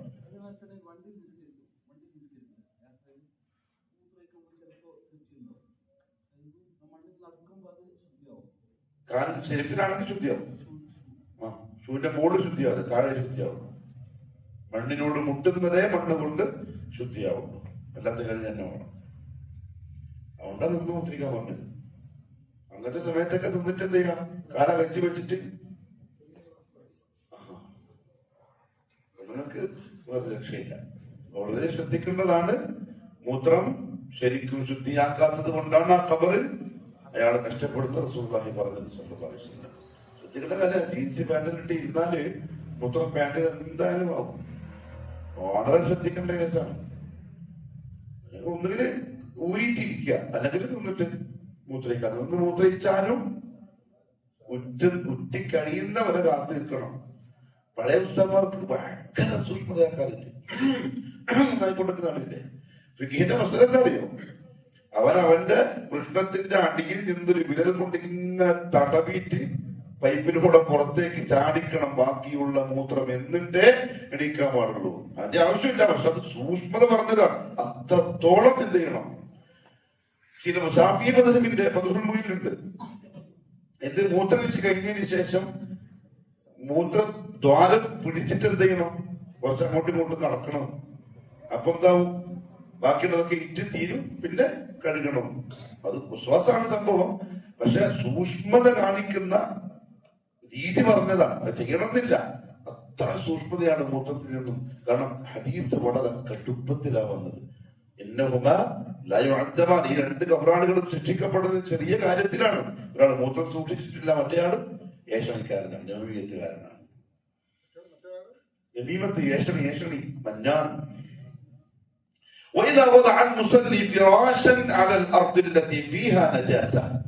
ഒരാള് മുസല്ല വിരിച്ചു, നജസ്സുള്ള ഒരു സ്ഥലത്ത് മുസല്ല വിരിച്ചു, അല്ലെങ്കിൽ അപ്പൊ മുസല്ലിൽ എന്തില്ല, നജസ്സില്ല, അതിന്റെ മുകളിൽ അയാൾ നിൽക്കുന്നു. أو كان تحت الأرض التي يصلي فيها أماكن لقضاء الحاجة أو مجرى مياه متنجسة. അല്ലെങ്കിൽ അയാൾ നിൽക്കുന്ന സ്ഥലത്തിന്റെ താഴെ കൂടി എന്തെങ്കിലും നജസ്സോ മറ്റോ പോകുന്ന പൈപ്പുണ്ട്, അല്ലെങ്കിൽ ഓടയുണ്ട്, അതിന്റെ മുകളിൽ നിൽക്കുന്നത്. ഫൈന സ്വലാത്ത സ്വഹീഹ, അവരുടെ നിസ്കാരം എന്താണ്, സ്വഹീഹാണ്. കാരണം മുബാശറത്തിൻ നജാസ, നജസ് അയാളെ തൊടുന്നില്ല എന്നതുകൊണ്ട്. അപ്പൊ ട്രെയിനിലൊക്കെ എന്ത് ചെയ്യാം, ഒരു തുണി വിരിച്ചിട്ട് നിസ്കരിച്ചാൽ പ്രശ്നമൊന്നുമില്ല. തെളിവ് എന്നാണ്. ഈ ആയത്തിന്റെ രണ്ട് പ്രധാനപ്പെട്ട തഫ്സീറുകൾ. അതിലൊന്ന്, അള്ളാഹു അവിടെ ഉദ്ദേശിക്കുന്നത് തൗബ ചെയ്ത് ഇസ്തിഗ്ഫാർ ചെയ്ത് പാപങ്ങളിൽ നിന്ന് നീ ശുദ്ധിയാവണം എന്നാണ്. അതിനോടൊപ്പം മറ്റൊരർത്ഥം വെള്ളം കൊണ്ട് കഴുകി നീ നിന്റെ വസ്ത്രവും ശരീരവും ശുദ്ധിയാക്കണം എന്നാണ്. രണ്ടിനെയും ജമഅ ചെയ്ത് ഉലമാക്കൾ പറഞ്ഞു, യഥാർത്ഥത്തിൽ നിസ്കരിക്കുന്ന ഒരാൾക്ക് ഈ രണ്ട് ശുദ്ധിയും ആവശ്യമാണ്. ഖൽബ് പാപങ്ങളിൽ നിന്ന് ശുദ്ധമായിരിക്കണം, അത് ഇസ്തിഗ്ഫാർ കൊണ്ട് കഴുകണം. ശരീരവും വസ്ത്രവും സ്ഥലവും നജസ്സത്ത് ശുദ്ധിയായിരിക്കണം, അത് വെള്ളം കൊണ്ട് കഴുകി ശുദ്ധിയാക്കേണ്ടതാണ്. ബാക്കി ഇൻഷാ അല്ലാഹ് അടുത്ത ആഴ്ചയിൽ പറയാം. അല്ലാഹു സുബ്ഹാനഹു വ തആല അമലുകളെ സൂക്ഷ്മതയോടെ ചെയ്ത് അതിന്റെ പൂർണ്ണതയിൽ ചെയ്യാനുള്ള തൗഫീഖ് നസീബാക്കി തരട്ടെ. സുബ്ഹാനക അല്ലാഹുമ്മ വബിഹംദിക അഷ്ഹദു അൻ ലാ ഇലാഹ ഇല്ലാ അൻത അസ്തഗ്ഫിറുക വ അത്തൂബു